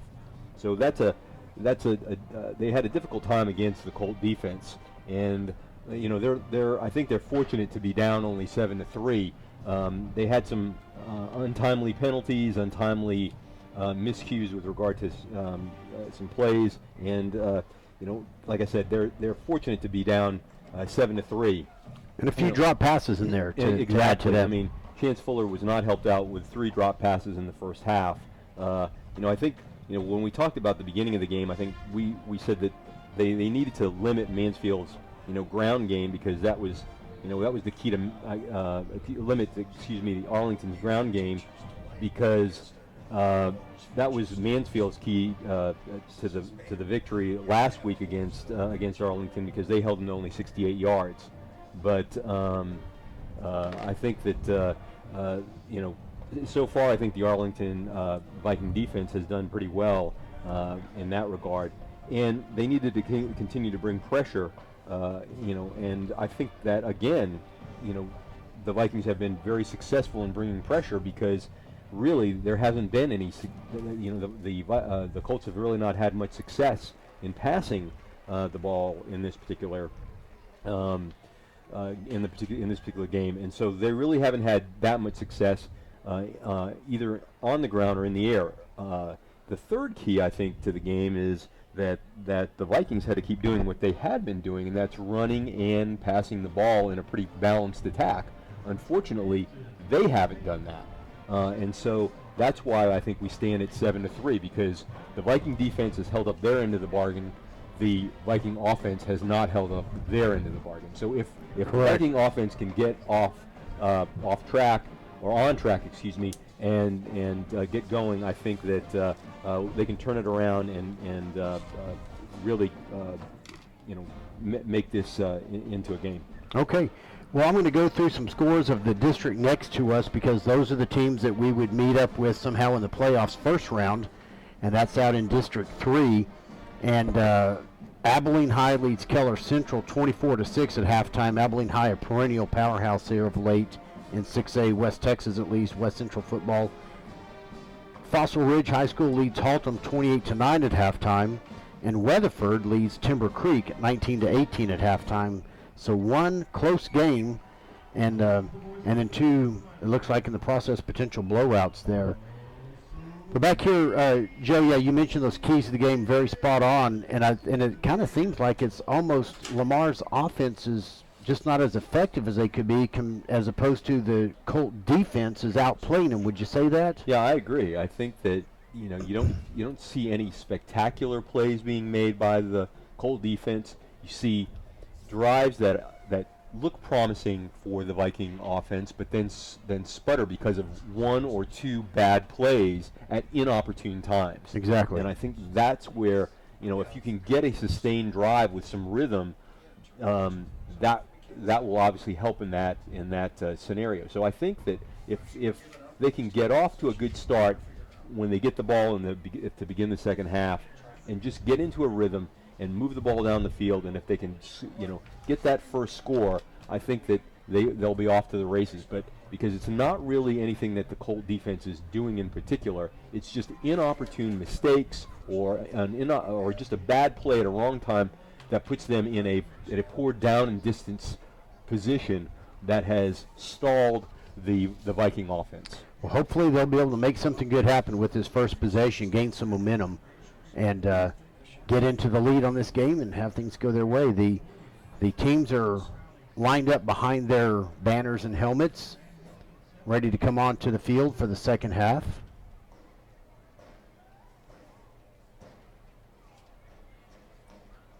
Again, it's a beautiful night out there. I mean, beautiful in terms of it's a nice temperature. Wind hasn't had a big part in the game, except it might have blown that field goal attempt off course for Luke Evans for the Colts right before halftime. Yeah, this is what people would say is football weather. Yes, Perfect. Definitely so. Finally feeling autumnish here in North Texas. Of course, we'll probably be back in the 80s or 90s again one more time, it seems like.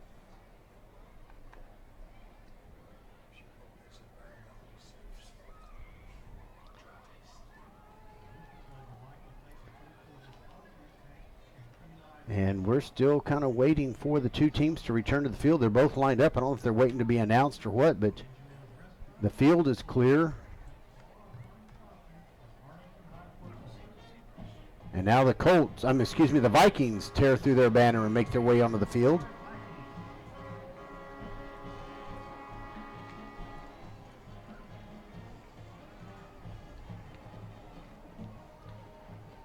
Well, Joe, there's an interesting college matchup happening this weekend. Number 9 Tennessee at number 8 A&M.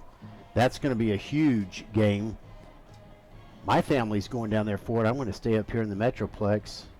But that's got a bowl game feel to it. I'm sure there's going to be well over 100,000 at that game. College game day will be there tomorrow morning, and that'll be a big one. Yeah, and I understand that Tennessee's running back is going to be out for that that game. I heard that. Oh, really? Just before I came over here. And I think that obviously number 8 versus number 9 is a big matchup. And then, of course, the Aggies, if they can get through Tennessee, will have Alabama waiting. So that would be a huge matchup with all kinds of implications if A&M can get through Tennessee. Definitely so. So some big action and football happening here in Texas this weekend. In addition to that, as we mentioned earlier, the Red River rivalry.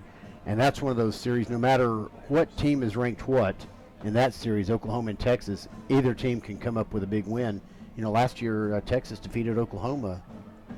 Yeah, it's sort of like any kind of rivalry game like we're watching here tonight. I mean, sure. You just never know who's gonna win those kind of games. It just, you can't you cannot guarantee that the better team on paper is going to come out the victor. Definitely so. Well, both teams are now back onto the field. The Colts came tearing through their banner just a couple of moments ago. Both teams are huddled up on their sidelines just on the playing field. We're waiting for them to come out and get this second half started.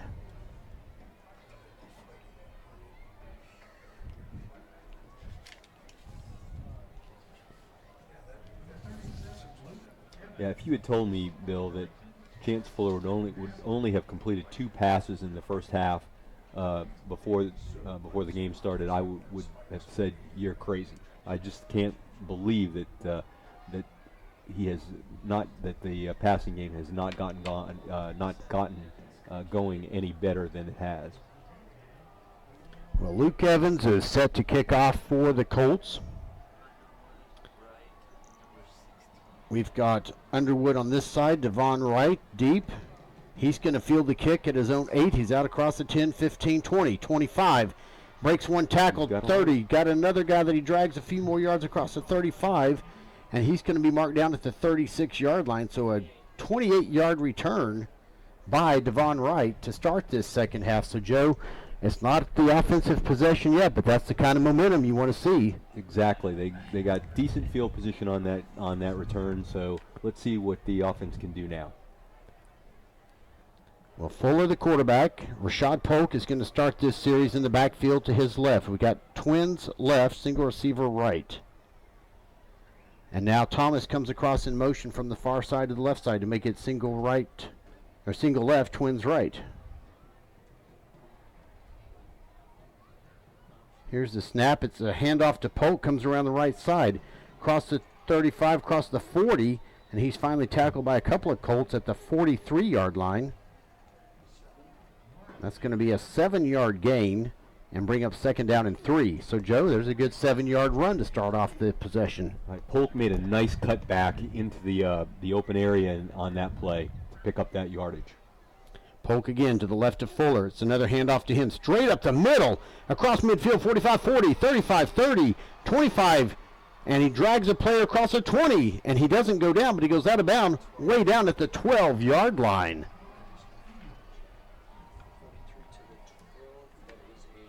Polk had all kinds of room on that run. The offensive line did an excellent job in blocking for him on that particular play. The blocking scheme was well executed.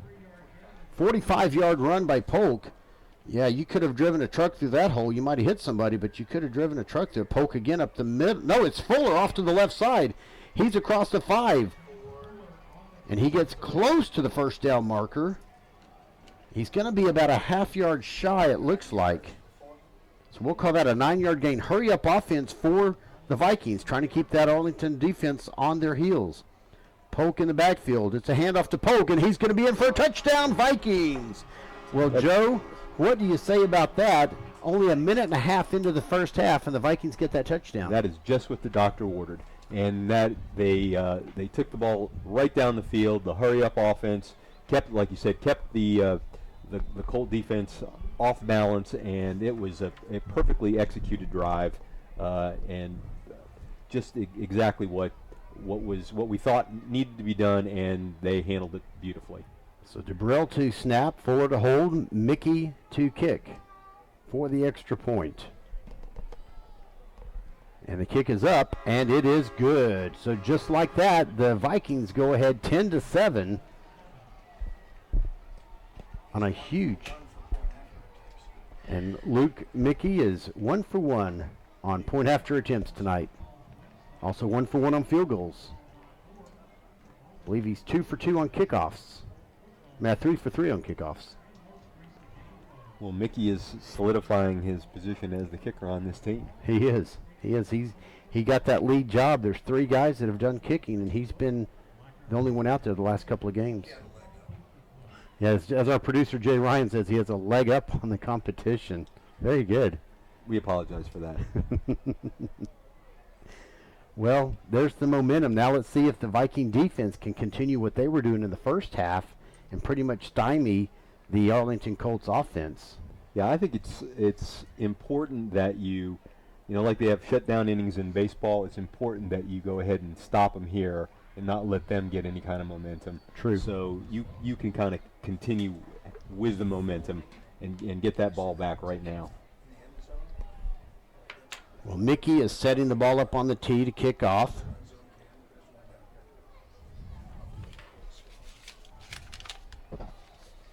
Got Sean Steele is deep for the Colts along with Quaylen Four.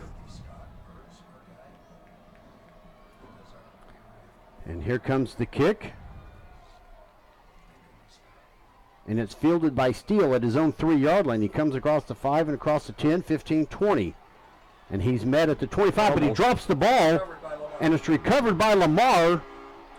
And we're going to make sure that, yes, he is. It is a fumble. He was not down, and that's going to be Lamar football at the 24-yard line in Colt territory. Joe, what do you say about that? There we go. That's special teams forcing the fumble gives the offense a chance to get right back out there and put some more points on the board. And we talked about momentum. And you couldn't ask for anything better. Well, when I visit with Coach DeLay each week to do the coaches show, we mention offense doing their job, defense doing their job, and special teams doing their job. And that is a great example of special teams doing their job and getting that ball back right away. So now the Vikings, 1st and 10 at the Colt 24-yard line. Burt is in the backfield. He'll take the handoff up the middle, across the 20.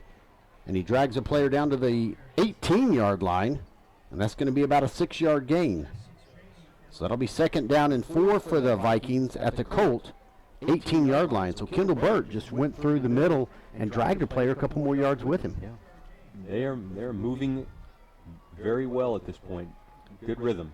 It's Burt again up the middle, a little bit to the right of the center. He goes across the 15, Gets the first down.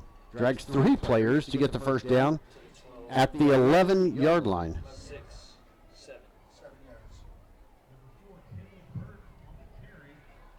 7 yards on the carry by Kendall Burt. So now it's 1st and 10 at the 11, and they can get a first down, of course, at the 1-yard line here.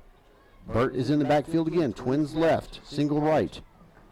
Fuller's going to keep it around the left end, and he gets it across the 10-yard line, upended for about a 1-yard gain. And that'll bring up 2nd down and 9.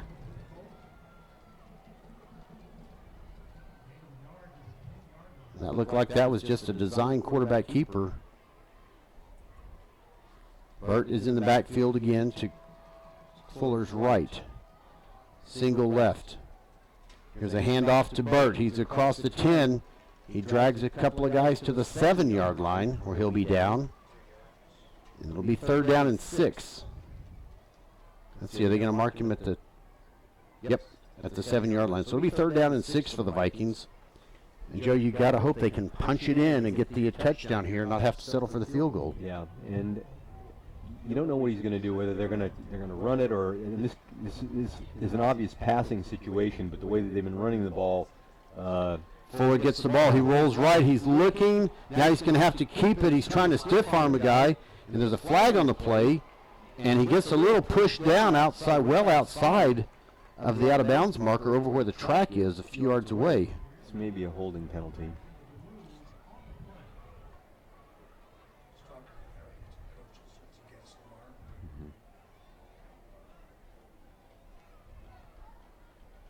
Holding.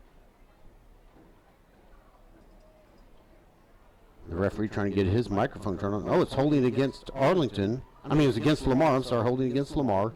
And it's declined because that's going to bring up now 4th down. It's a loss of yardage. The ball's at the 11-yard line, so it'll be 4th down and 10. And it looks like it'll be field goal time again. So Luke Mickey setting up for a 28-yard field goal attempt. The tee is on the right hash mark. There's a crosswind a little bit. The flags at the top of the goalpost are somewhat still, but there's a lower American flag in the end zone that's blowing left to right. There's the kick. It's up, and it's good. Well, just like that now, it's 13-7 in favor of the Vikings. So, Joe, 2 possessions, 2 scores, 10 quick points within the first 4 minutes of the second half. Yeah, you'd like to have the touchdown, but you can't look away from the fact that you got points, and so I think that that was important to get some points out of that, and so now you've put a little distance between yourself and the Colts. So now again, it's up to the defense to hold them and get the ball back. Maybe even special teams getting the ball back for the Vikings. Well, see what happens here. Exactly. So 13-7 now. It's a quick turnaround here in the beginning of the third quarter in favor of the Vikings. 8 minutes and 19 seconds to play.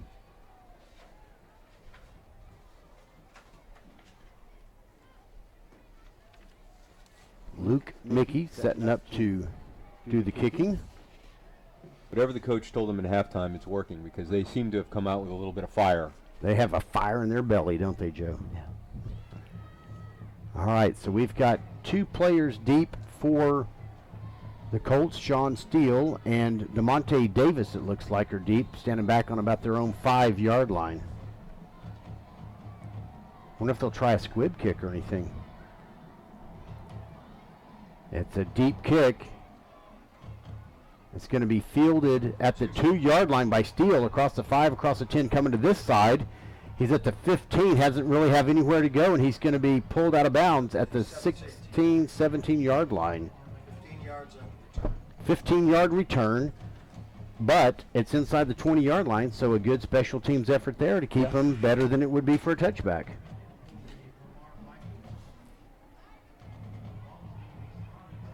Colts have the ball 1st and 10 at their own 17-yard line. 8 minutes and 10 seconds to play.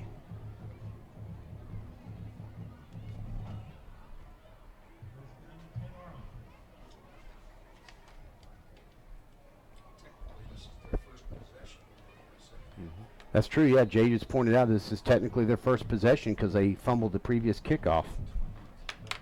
Yeah, they're going with Williams in the backfield. Williams, and it's going to be a fake handoff. It's a pass to the far flat to number 18, but he's met immediately by Cade Tresh and LaKendrick Simpson. And that ball's going to be spotted at the 22-yard line, so a 5-yard play. It'll be 2nd down and 5 for the Colts at their own 22-yard line. They like to throw that pass out into the flat like that to the receivers. Cade Tresh making a name for himself this season. I've seen each game more and more. He's had some tackles. Now it is a handoff to Williams. He tries to go to the right, and now he has to come across. Now he's going to go back toward the middle. He's going to be captured, looks like for no gain. And there's some kind of slugging going on down there, and now here's a flag. Looks like Cade Gober was the lead tackler, among others, for the Vikings. Personal foul against Lamar. And we ejected. And I didn't hear which player, but one of the players for Lamar has been ejected.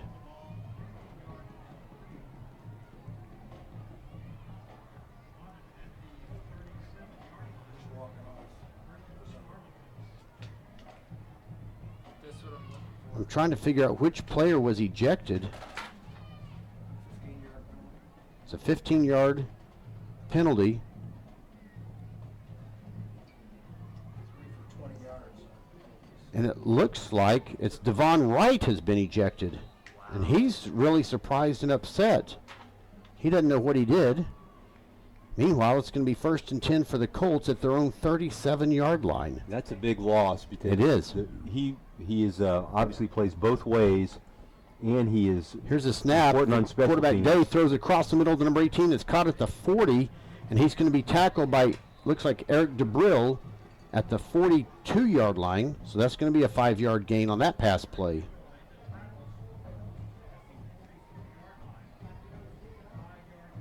So 2nd down and 5 for the Colts at their own 42.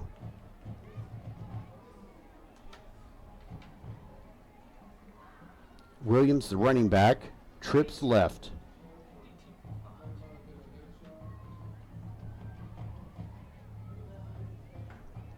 Well, and that's going to affect Devon Wright for the next game also. Here's a handoff to Williams. He's coming around the left side to this end, got across room. the 45, across the 50, hurdles his own player at the 45. There's a flag on the play, and it looks like it's going to be maybe holding against the Colts. We'll see. A big game, but we'll see if this gets wiped out. 16 yards. Holding against the Colts, so that'll bring that big running play for Williams back. Like I said, he had a lot of room, but he was given that room by the hold. I think so. So now instead of a 1st down in Viking territory, it's going to be 2nd down and 13 at their own 34-yard line for the Colts. That 10-yard, 6 penalties for 60 yards for the Colts tonight. And that being a 10-yard from the spot of the foul makes it 2nd down and 13 at the 34-yard line. Clock rolling with 6:06 to play here in the 3rd quarter. Day gets the snap. He's back looking for someone. Throws over the middle. Is caught by number 17 at the 45-yard line, and he's tackled by number 16, Deshaun Gaddy. And that's at the 44-yard line. That's good enough for a 3rd down and about 3. Billy, he almost had the 1st down, and he kind of ran backwards and tried it in an effort to try to get more. Here's a handoff to Williams. He goes to the left side across the 40, 45, 50. Somehow stays in bounds, and he's going to be marked out of bounds at the 44-yard line in Viking territory.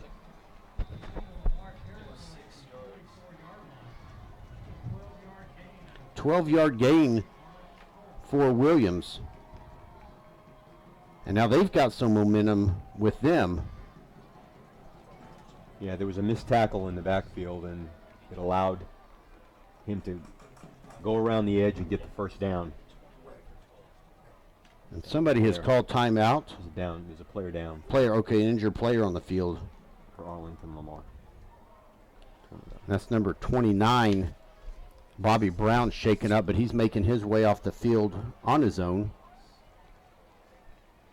Looks like he's maybe shaking his right arm, but he's moving pretty well, at least jogging over across the field to the sideline.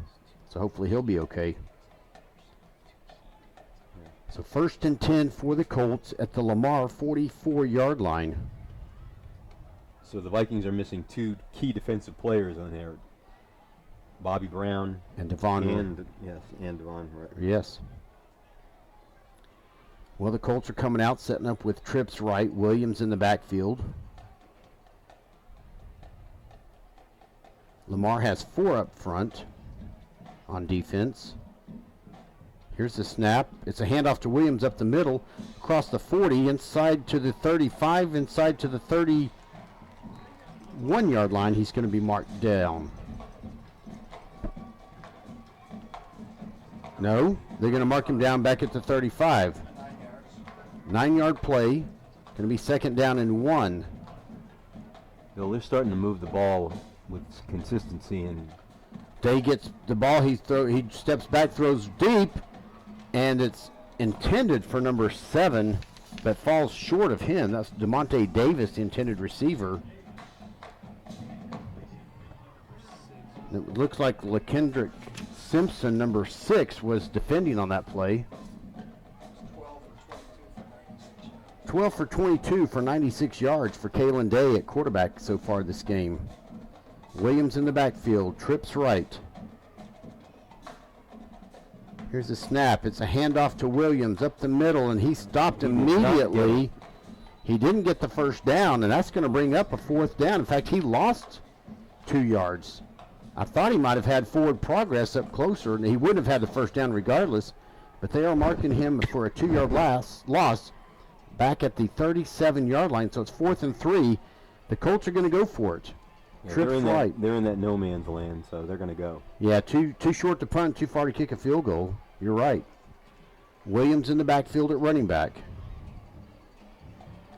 5 up front for the Vikings. The next 3 are not far behind them. They're ready for a running play. It is a handoff to Williams. He gets across to the first down, 30, 25, 20. Still on his feet to the 15-yard line. Well, we had the defense had stacked right there, but he blew his way right through everybody. Yeah, they're 23-yard gain for Williams, 1st and 10, and actually 1st and 10 for the Colts at the Lamar 15-yard line. They may have had it stacked, but not many people touched him as he kind of ran past the line. That offensive line for the Colts blew a pretty big hole for him. 8 for 82. 8 carries for 82 yards for Williams on the day. He's in the backfield, trips left. Here's the snap. It's a handoff to Williams across the 15, 10, 5, and he will be marked down at the 1-yard line, it looks like.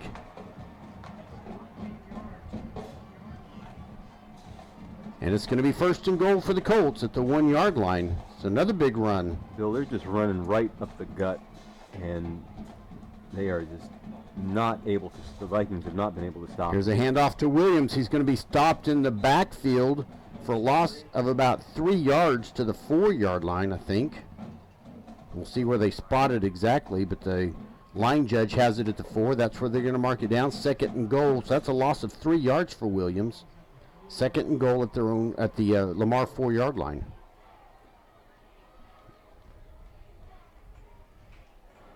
Williams is still in the game as the running back. You got trips left. Kalen Day, the quarterback.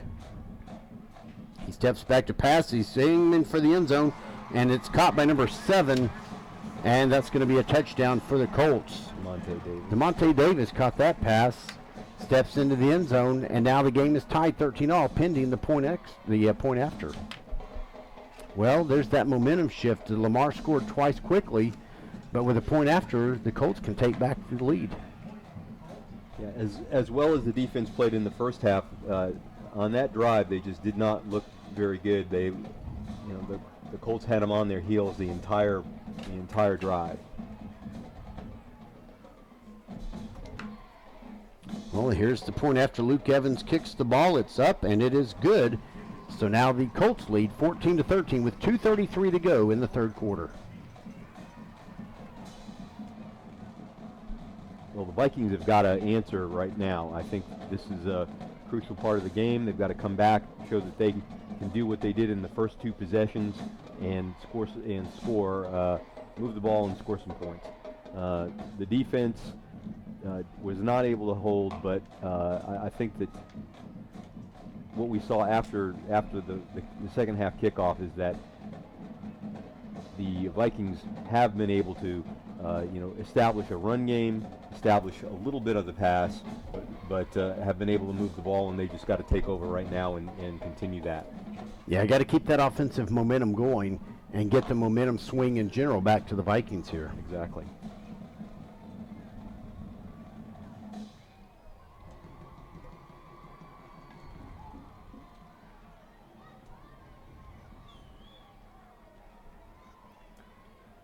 Well, some updates on these other games going around in our district. Mansfield now leads Martin 26-22 at halftime. I think that was the same score we had earlier. Sam Houston leads Pascal 17-10 with 3:44 to play in the 3rd. And Bowie leads North Crowley 21-6 at halftime. Well, the Colts are getting set to kick off.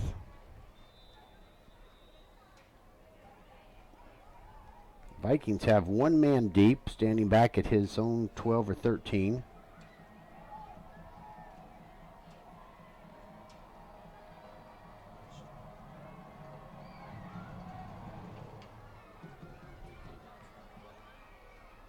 Oh, Colby Underwood fields the kickoff, fumbles it, picks it back up at his own 5.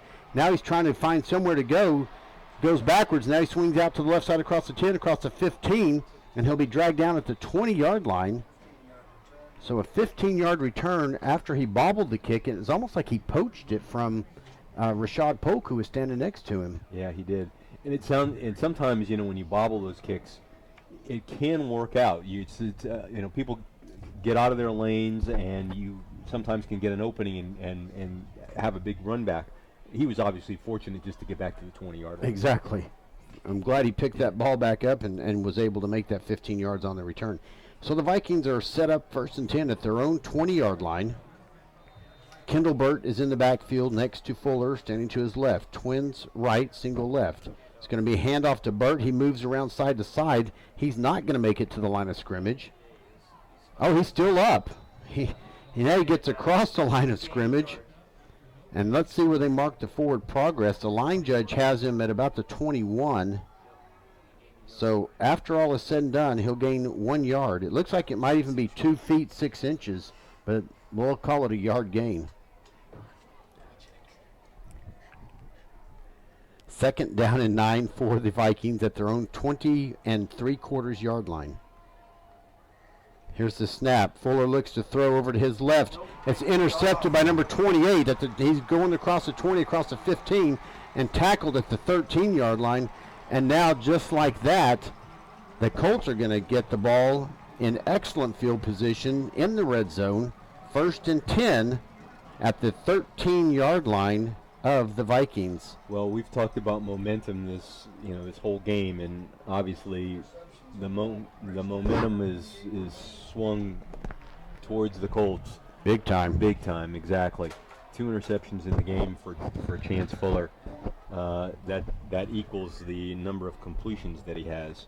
Wow. He's completed the same amount of passes to the Colts as he has to his own team. Very atypical game for Chance Fuller, yes, and the receiving corps, all of them for the Vikings, as they only trail by 1 point, but the Colts have the ball 1st and 10 at the Viking 13-yard line. The defense that needs absolutely needs to stop. There's a pass over to the flat to number 17. He's across the 15, across the 10, and dragged out of bounds at the 5-yard line by LaKendrick Simpson, and that'll be 1st and goal. Oh, I'm sorry, 2nd and 2. I had everything goofed up. 8-yard gain.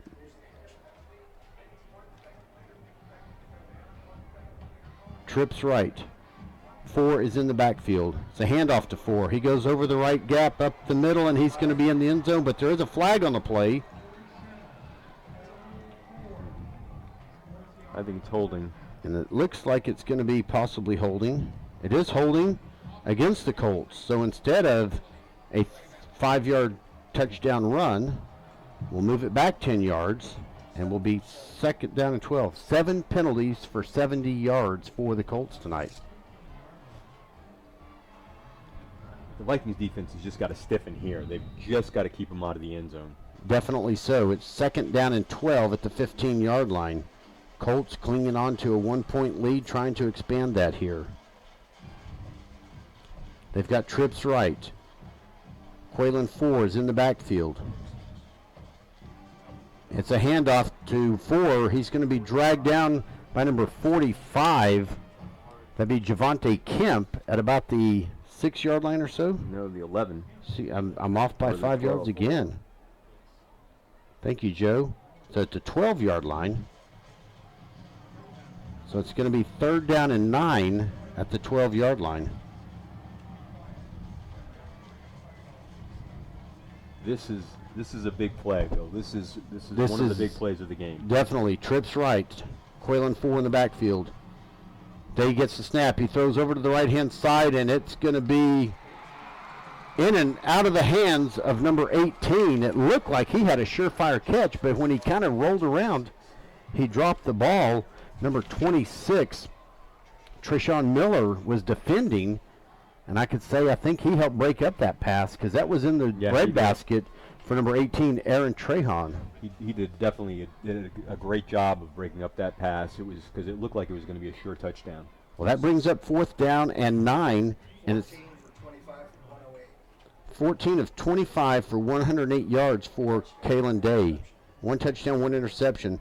This is a 29-yard field goal attempt for Luke Evans from the left hash mark. He puts it up in the air, and he gets it inside the right upright for a field goal, which extends the lead now for the Colts 17-13. But you've got to consider that to be a win. Oh, yes.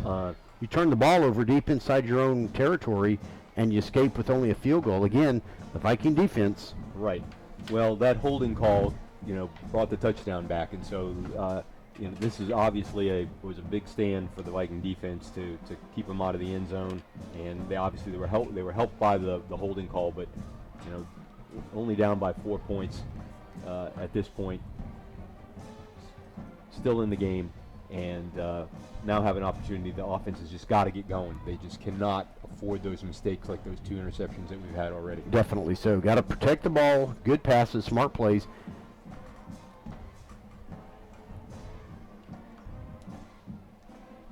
.28 seconds left to play in the third quarter. And it's a tight ball game. But we need to get that momentum back to the Vikings.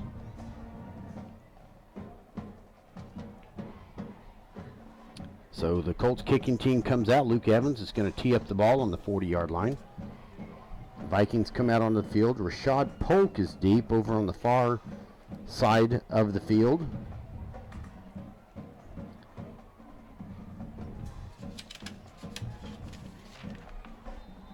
Deshaun Gaddy is deep.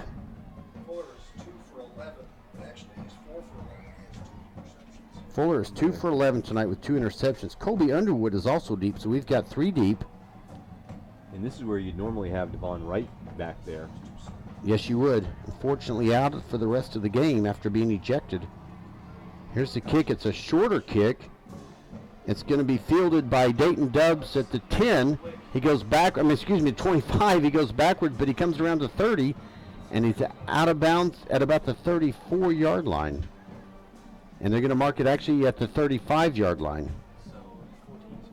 Good starting field position for the Vikings, so let's see if they can capitalize on that. Well, I was concerned when Dayton Dubs started running backwards, but he had enough speed and had enough sense of what was going on downfield, swung it around and made a good positive return. Like you say, good starting field position, 1st and 10 for the Vikings at their own 35-yard line. We're going to have Rashad Polk coming in at running back for this series, or at least this down. Trips right, single left. You start to wonder if the Vikings are going to be fearful of throwing the ball because they've had no success, and when they have thrown the ball, it's just been It's a handoff to Polk. He goes around the right side across the 35, about a 4-yard gain up to the 39-yard line. And if you're the Colts, do you start stacking the line? Oh yeah. You just play the run the whole time until they can show you that they can throw the ball. So 2nd down and 6 for the Vikings.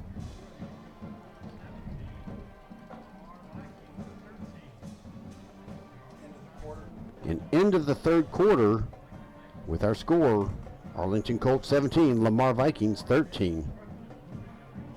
Yeah, Joe, this is a huge offensive possession for the Vikings to see what they can do and hopefully get it all the way to the end zone and get the lead and not just get a field goal and be down by a point still.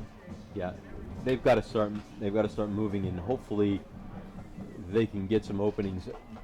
At some point, I think they're going to have some plays designed where they can get Chance Fuller some easy throws. Yes. Because he's got to get into, they've got to be able to soften the defense up with some easy throws, because if not, I think the Colts will just stack the line and play the run the whole time. Yeah, and if you do that, you really limit the options. Right. You have to go to 2 running backs possibly just to even give it a little bit of a guessing game as to where the ball is going to go. All right, so the Vikings have the ball at their own 39-yard line, 2nd down and 6. Polk is in the backfield to the right of Fuller, twins right. It's a handoff to Polk. He goes up across the 40 to about the 43-yard line. And that's where it's going to be down, 3rd and 2 for the Vikings. So a 4-yard gain for Polk.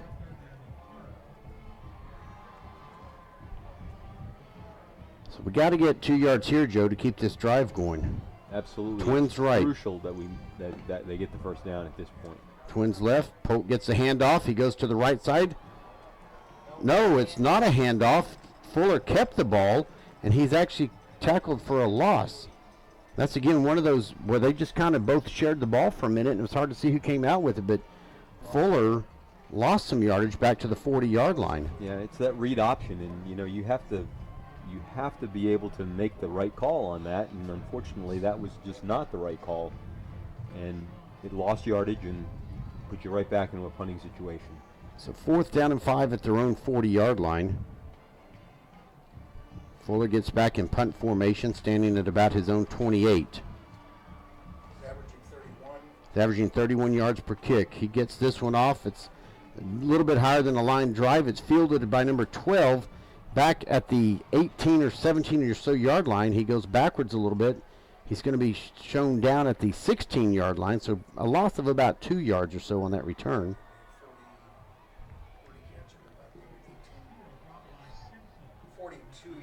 42-yard punt by Fuller, so well above his average for the night. Well, Bill, how many times is the Viking defense going to be asked to make stops? I mean, they've been doing it all game, and they are going to be asked to do it again. So it's just a question of, can they hold up? And they've been out there for a long time because the offense just hasn't given them any rest. That's what the story of the game is, Joe. You're right. Well, Quaylen Ford is in the backfield with the quarterback, Kalen Day. You've got a single left, single right. Handoff to Ford. He looks like he stopped, but he's still on his feet, and then he's wrapped up at the 19-yard line. Gain of 3 yards. So it'll be 2nd down and 7 for the Colts at their own 19-yard line. 4 again in the backfield. Single left, single right. Another handoff. He's having trouble getting back to the line of scrimmage, and he is not going to make it. And we'll see where they put the forward progress. It's going to be a loss of 1 yard back to the 18-yard line. So it'll be 3rd down and 8. 8 carries for 37 yards for Quaylen Ford tonight. It was a nice play by the Viking front line. They had that play sniffed out right from the beginning and dropped him for a loss. Well, this is a key 3rd down again for the Viking defense.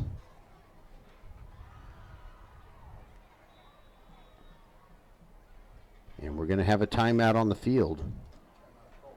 The Colts have called a timeout, I guess, to make sure everyone's on the same page what they want to do on this 3rd and long situation where for them, you want to keep the ball going. For the Vikings, you want to get the ball back, obviously, and you've got to score a touchdown. Yeah. The Colts love to throw that pass in the flat, but this is a 3rd and 8, so I don't know. They've got a lot of options on offense, but for the Vikings, it's a must stop again, and we've been saying that all game. And the Vikings so far have done a very good job of holding them to only 17 points, given the circumstances. And we've got 9 minutes and 28 seconds to go in the game. Again, the Vikings trailing 17-13. When we resume play here after the timeout, it will be 3rd down and 8 for the Colts at their own 18-yard line. 2 for 8 on 3rd downs. The Colts are only 2 for 8 on 3rd downs. A turnover sure would be nice right here. Well, if you could get the ball deep in their territory, that would be great. Quaylen Ford is in the backfield. Twins left, single right. Here's this. Well, thought it was going to be the snap. Looks like Day may be changing the play at the line of scrimmage. Here's the snap. Fake handoff. He looks over to the right. It's a catch by number 81 at the 26-yard line. And he's tackled immediately by number 16, Deshaun Gaddy. 9 yards. But that's a 9-yard gain and good for another Colt first down at their own 28-yard line.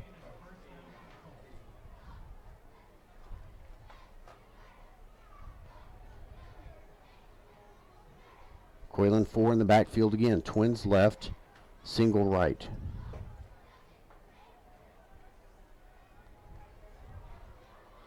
Here's a snap. It's a handoff to 4. He goes around the far side, 25, 30-yard line. There's a flag on the there play. was a hold at the end. It was definitely looked like a hold to me that allowed him to spring to the outside. Yeah, I think it was number 7 that maybe committed that holding infraction.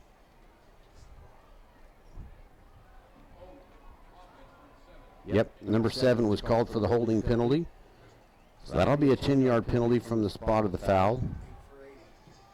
8 penalties for 80 yards for the Colts now. Lamar only has 3 penalties for 20 yards, but again, included in one of those was the ejection of Devon Wright back in the third quarter. We've talked about how good the Vikings defense has played, but they've also the Vikings have been helped out by the penalties by the Colts. It's 1st and 15 for the Colts. There's a pass over to this side to number 17 at the 21. He gets across the 25, and he'll be stopped at the 29-yard line. It'll be LaKendrick Simpson that makes that stop after a gain of about 6 yards. It'll be 2nd down and 9 at their own 29-yard line for the Colts.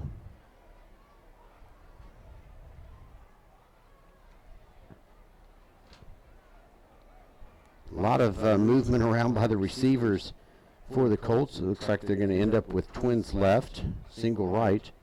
Quaylen 4 is in the backfield with the quarterback Kalen Day.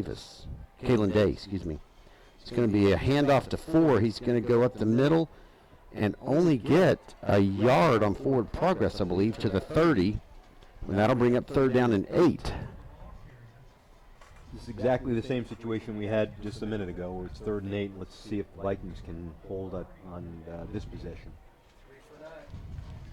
3 for 9 on 3rd downs tonight for the Colts. This is a crucial one as time is ticking down. 7:56 to play in the game. Here's the snap. The quarterback throws over the middle. It's caught at the 40-yard line, 45-50, 45-40, and he's going to be dragged down eventually at the 36-yard line inside Viking territory. So a 34-yard pass play on 3rd and 8. Trayshawn Miller saved the touchdown on that. He made a nice shoestring tackle to save that from being a score. Definitely so.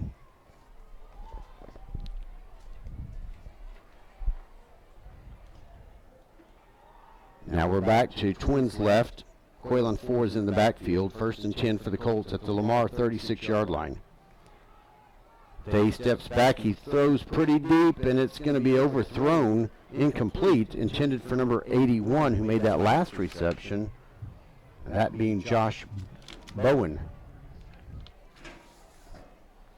So now it's 2nd down and 10 for the Colts at the Lamar 36-yard line. They still lead 17-13.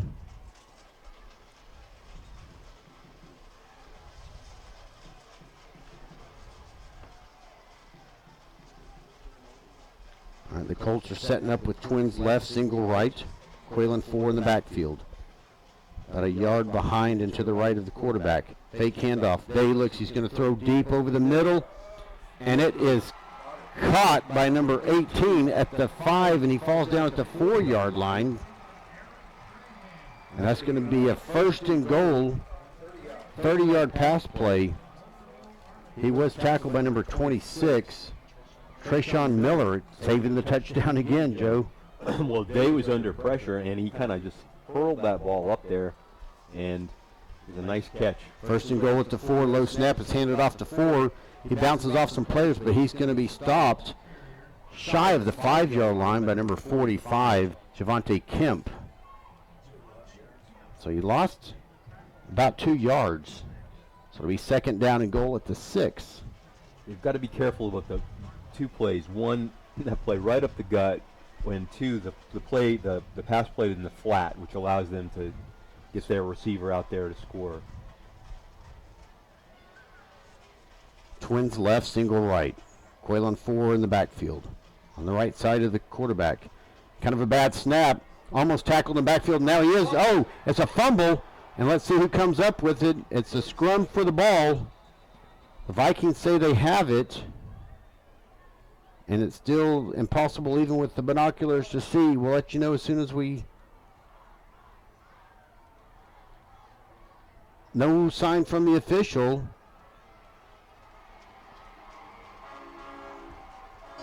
Well, that was weird. The Vikings come up with the ball, but what was strange was, and the reason I was waiting, two of the officials were saying run the clock, which would mean the Colts still had the ball. But finally they called timeout, and official timeout, change of possession. So a huge play, and that was LaKendrick Simpson, wasn't it? Number 6, yes. That was in the process of making the sack and stripped the ball away at the same time. Yeah, he was coming over the back, just like Ryan is telling us about here. He's explaining it better, but he was coming over the back and reached his arm around, just stripped that ball away. That was a tremendous play by Simpson. First and 10 for the Vikings at their own 12-yard line now, dodging a bullet there. Here's a snap. It's a handoff up the left side. Is going to be stopped for no gain. That handoff to Kendall Burt for 0 gain. Back to the line of scrimmage at the 12. Second down and 10 for the Vikings. 5:42 to go. The clock rolling. Bird's 11 for 62. Kendall Burt's carried the ball 11 times for 62 yards today. He's in the backfield with Fuller. Here's the snap. Fuller rolls to his right. He throws the ball over toward the sideline. It's caught by Matthew Shaw for a reception at the 20-yard line. And so that's going to bring 8-yard gain, going to bring up 3rd and 2. So a crucial third down, Joe, for the Vikings. This is essential that they pick up the first down here. With the clock being what it is, they've just got to pick up a first down.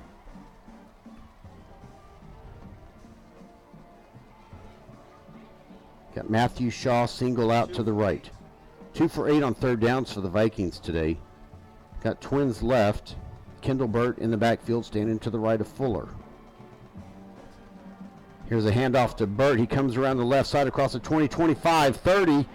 Drags another guy a few yards more, but there's a flag on the play.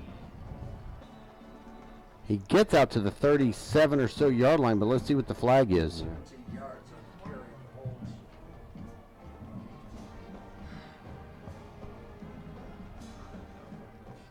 Holding against Lamar, so probably part of the reason he was able to make that play, I guess, but unfortunately that's going to put the ball now. Let's see, after the 10-yard spot foul, the ball is at the 16-yard line where it's going to be 3rd down and 6. 4 for 25 on penalties. 4 penalties for 25 yards for the Vikings. Not many penalties, but that was a big one.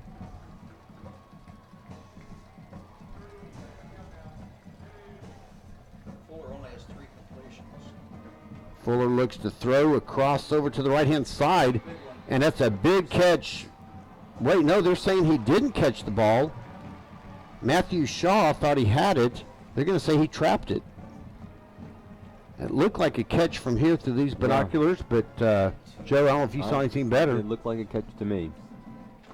Wow, and with no video replay, no chance. They had already started to move the chains, so they're having to reset the chains and the down marker. A few others thought it was a catch also, but now it's going to be 4th down and punt situation for the Vikings. And I think that might have been a blown call. Yeah. Unfortunately, like you said, no video replay, so we're stuck with that call.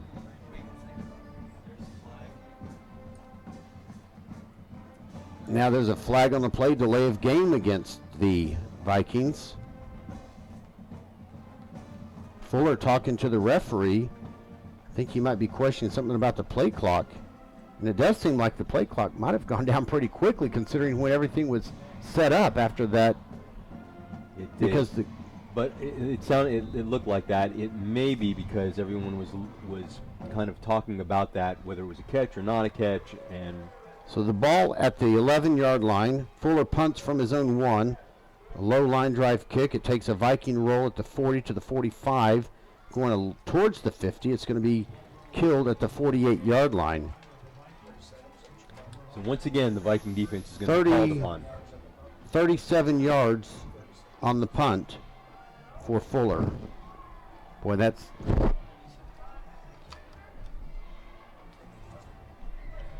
And that's going to set up the Colts 1st and 10 at the Lamar 48-yard line.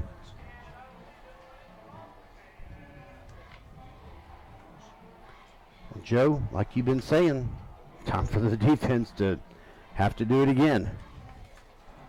They force a fumble, turn it over to the offense, and just can't get anything going. Penalty, which, like I said, they've not been penalized very much at all during this game, and that one was a huge penalty and put him behind the 8 ball. Williams, the running back, fake handoff. It's a pass complete to number 81, but he's tackled immediately for a loss.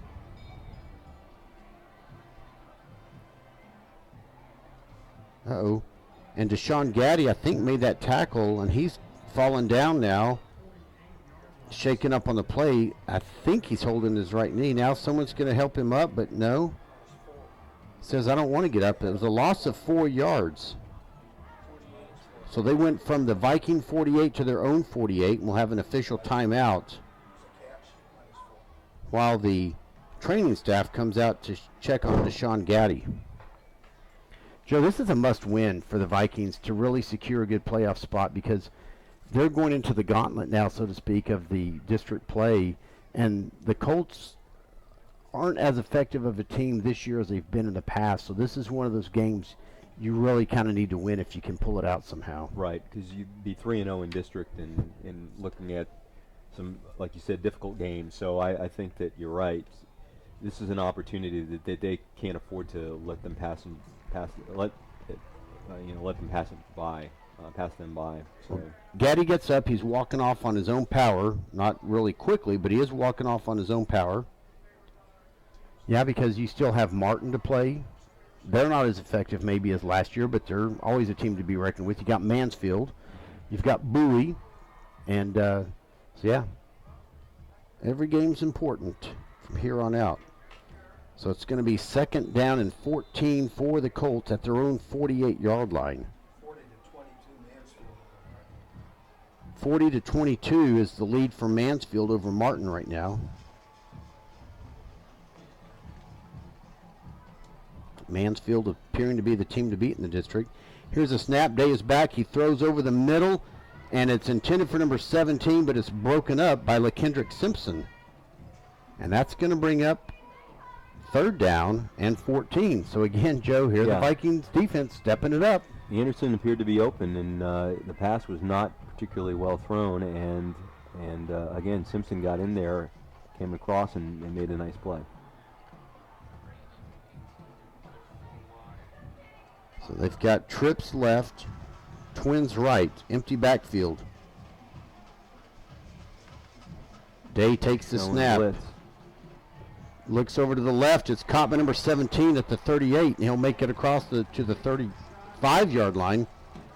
And about 3 yards more than was needed for the 1st down, so 1st and 10 for the Colts at the Viking 35-yard line. 17-yard pass play.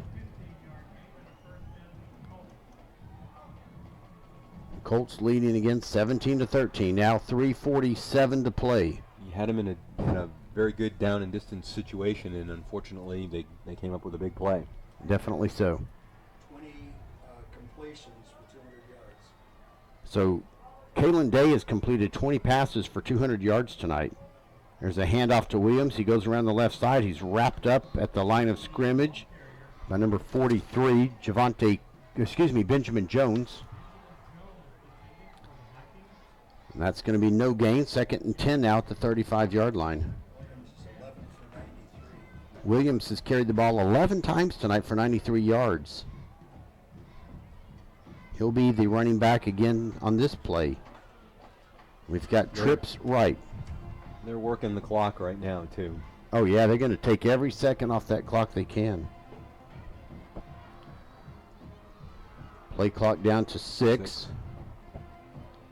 Here's the snap. Day steps back. He's going to throw pretty deep, and it's just out of reach for a wide open number 83, who is Vance Miller. Boy, if that ball hadn't been overthrown, they'd be set up 1st and 10 deep. But instead, it's going to be 3rd down and 10. Another big 3rd down play. Huge. Although I'm not so sure that they won't go for it on 4th down here. Yeah, if they don't make a 1st down here, it's probably not field goal time, because that would be... Although it does give the Vikings pretty good field position if they don't make it, if they do go for it on 4th down. True. So Arlington calls a timeout now to talk this over to make sure they know what they want to do with the 3rd and 10 situation at the Lamar 35-yard line. Well, Joe, you've been asking it. How many times can the Lamar defense stand up? And well, they need to do it one more time. At least one more time. They've held this Arlington team to 17 points, and very low, unexpected offensive output by the Vikings. Only have 13 points on the board so far. Yeah, it's difficult when your offense is just sputtering and you just can't seem to get going on offense. It's up to your defense and other areas of special teams, that sort of thing. And so this obviously is a key play of the game. If they can hold them here, and if the Colts decide to punt, then you've got to get your offense to at least make one drive to win the game. Yeah, a field goal does you no good. It's got to be a touchdown. Right. If we can get the ball back, 3rd and 10. You got Twins left, trips right, empty backfield. A receiver in motion. It's a handoff to number 7, and he's going to be stopped in the backfield. So it's a loss on the play. Number 7 was the ball carrier. He was set up as one of the receivers, split left, comes across in motion, takes the handoff, and loses a yard. Lamar now calls a timeout because it's 4th and 11, anticipating getting the ball back with 2:36 to go. So after this timeout, they'll have 2 timeouts left. The Colts have 1. So let's see, the ball is at the 36-yard line. So what's that going to be? That would be a 53-yard field goal attempt if they were to try to do that and make it a 7-point game. I just don't see them doing that, but think maybe a pooch punt to try to get it inside the 10. That would be the smart thing to do. That would be the conventional thing to do. I just don't know what Arlington, what the Colts are thinking, is whether or not they think they're going to just try to. I mean, if they don't get it here, they're coming out for a field goal. Luke Evans is. Oh no, he's going to punt. I'm sorry. He's the punter and the kicker. Okay, he's going to punt. He's standing on his own 50 or 49, averaging 39 yards per punt. He does kind of pooch it up there. It bounces at the 15 and goes out of bounds at the 14-yard line. So Lamar takes over 1st and 10 to throw him 14. This is it, Joe. 2.5 minutes to get in the end zone. This is it. 21-yard punt, but more important than the yardage, it's inside the 15-yard line.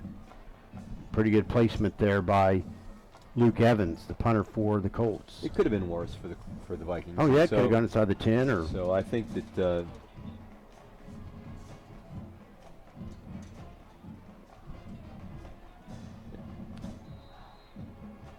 All right, so we come back out.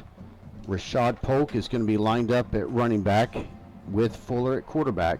We have trips right, single left.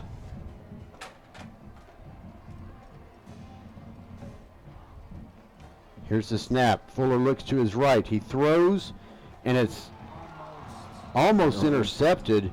Wow, it was intended for number 17, Rulin, broken up by number 12, but popped up in the air and almost intercepted on the rebound by the Colts, but that guy couldn't make a catch out of it. So it'll be 2nd down and 10 at the 14-yard line. Yeah, that was very close to ending this game. Polk in the backfield. Here's the snap. It's a throw over toward the flat to number 12, Thomas. He makes it out to the 22-yard line for an 8-yard gain. 3rd down and 2. Colts having to move. I mean, the Vikings having to move quickly here. Here's the snap. It's a throw over to the sideline to number 17, Out of Ruin. bounds at the 30, stopping the clock. So Ruin wisely gets out of bounds, like you said, Joe, at the 30-yard line, stops the clock. 2:04 to play. He was pretty open over there. Yeah, I think that you're going to see you should see a pretty soft defense because they need the, just at least. First and 10 at their own 30. Polk in the backfield. Ruland out to the right. Trips left. Here's the snap. It's a handoff to Polk up the middle. 30-35. Still on his feet, spinning around, trying to drag players. He's going to reach across the 40, and he'll be marked down at the 41-yard line. Another first down. 11 yards. Another first down. The clock stops to move the chains, and now it's rolling again with 1:53 to go. Vikings set up. 108 yards passing. There's another completion over to rushing for Polk, 108 yards. Another completion to Ruland, but he stays in bounds. He's at the 48-yard line, almost to the 50. Second down and 3 for the Vikings. Hurry up offense in play. But they're waiting for the play from the sideline. Right. Polk in the backfield. Got to get moving. Trips left. Here's the snap. He throws it over the middle to number 12, Thomas. Almost tackled, but he stays on his feet. He gets to the 40-yard line. That's going to be a first down for the Vikings. 12-yard pickup by the catch by number 12, Thomas. 1:15 and rolling. First and 10 Vikings at the Colt 40-yard line. Joe, they can't make any mistakes here. Right. Handoff to Polk. He goes to the right side trying to find daylight. Gets to the 45. Falls forward just across the 45. Excuse me, I said 45 to the 34. I'm counting the wrong way. 6-yard gain. We are on the other side of the 50, Frawley. So Polk now has 114 yards, and it's a timeout call by the Vikings. They'll have one timeout left now. Well, maybe the hurry-up offense was the rhythm that the Viking offense needed from the very beginning. Wow. Excuse me. So when this timeout ends here in just a couple of seconds, teams come back out ready to play. It'll be second down and 4 for the Vikings at the 34-yard line. Fuller 7 for 18 for 54 yards. Fuller now 7 for 18 for 54 yards. This drive is what's really added to his stats. Looks like Ruin is out to the right, trips left. Polk in the backfield. He'll be standing to the left of Fuller. So he's 5 out of his last 7, so he's picked it up. Back to his normal self on this drive, and his receivers. Takes a snap. He looks over to the left. Now he's got to scramble to the right. Throws kind of deep, but it'll be out of bounds. Threw it away in the area of number 17, Ryan Ruland. And that's going to bring up third down and 4. Of course, we're in 4-down situation. Absolutely. So you do have 2 chances to get that 4 yards, but you only have 1 timeout left. So you've got to find a way to either make a lot of yardage, stop the clock for the first down, get down there and get set, or get out of bounds. Third and 4 at the 34. Fuller steps back to pass. He throws, broken up and incomplete. It's going to be 4th and 4. Well, here's the ball game, Phil. This is it, 4th down, yeah. State the obvious. That's all right. That's what's going on. Kind of a sparse crowd on both sides of the field, but the Colt fans on their feet cheering loudly for their defense in this 4th and 4 situation. Ryan Ruland, the receiver, out to the right, trips left. Now Kendall Burt, the running back, standing to the left of Fuller. Fuller takes a snap. He rolls out to his left. He throws it up high and deep, and it's picked off, intercepted by number 3 for the Colts. It'll be down at the 7-yard line, and Joe, that's pretty much the ball game. Ball game. His third interception of the game. 40 seconds to play. Number 3, Kyron White, the sophomore, made that interception, and 3 interceptions, and that crucial one on 4th down.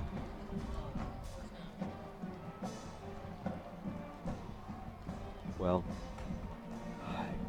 It's just too bad when you get that close and you just can't pick up that 4 yards just to keep the momentum going and give yourself a shot at the end zone.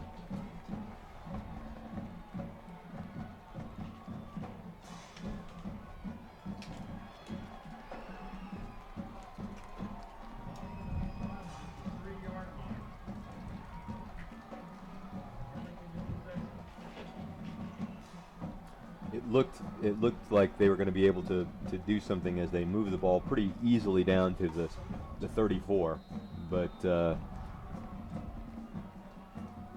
once they got to the 34, it just stalled out. 3 straight plays and just couldn't make up that 4 yards. Well, nothing too unexpected happening in other games here in the district. Sam Houston leading Pascal 24-17, 6:44 to go in that game. Mansfield leading Martin 40-22 at the beginning of the 4th quarter, and Bowie leading North Crowley 6:49 to go in that game. Lamar has called a timeout in this game, which they trail 17-13, and after that interception, the Colts have the ball at their own, looks like 3-yard line. 2-yard line, excuse me.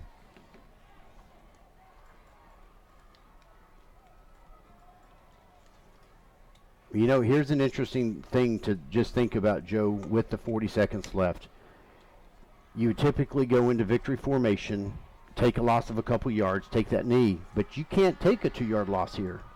No, You've got to go ahead and run that ball up the middle and not drop it if you're the Colts, right? Yeah, you've got to get under center and run a play, or get under center and take a knee there. Right there. But you know the Lamar defensive line is going to become charging across there.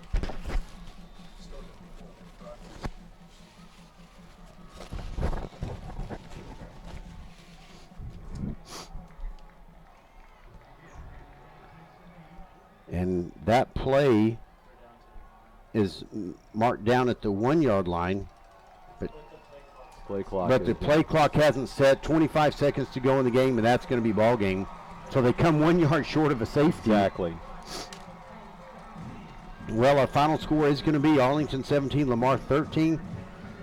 Joe, the defense, like you were saying all along, did a great job overall for Lamar. Unfortunately, the offense couldn't get on track and get one of those drives just to push all the way through that they needed. Yeah, they just did not have it except for the first drive of the second half, and other than that, it just wasn't there tonight. True that. Well, it's going to make every district game after this that much more necessary. Of course, 4 teams go, and most likely, yep, they'll get one of those spots. But of course, if you don't play consistently on all parts of the game, you're going to have evenings like tonight, which are a big disappointment. But that's going to be the final score. Arlington 17, Lamar 13. Lamar plays at Mansfield next Friday night. Crucial game there if they can find a way to beat the Tigers over there. And then we've got, and then Mansfield leads Martin 40-22. And then they'll be at home again in 2 weeks, I believe, against Bowie. We have no broadcast next week. We do have one in 2 weeks. And so we will meet up with you hopefully there. Well, I think that's going to end our broadcast. Right. I'm Bill Frawley. I'm Joe Toronto. And we will say VFND. Good night, everybody.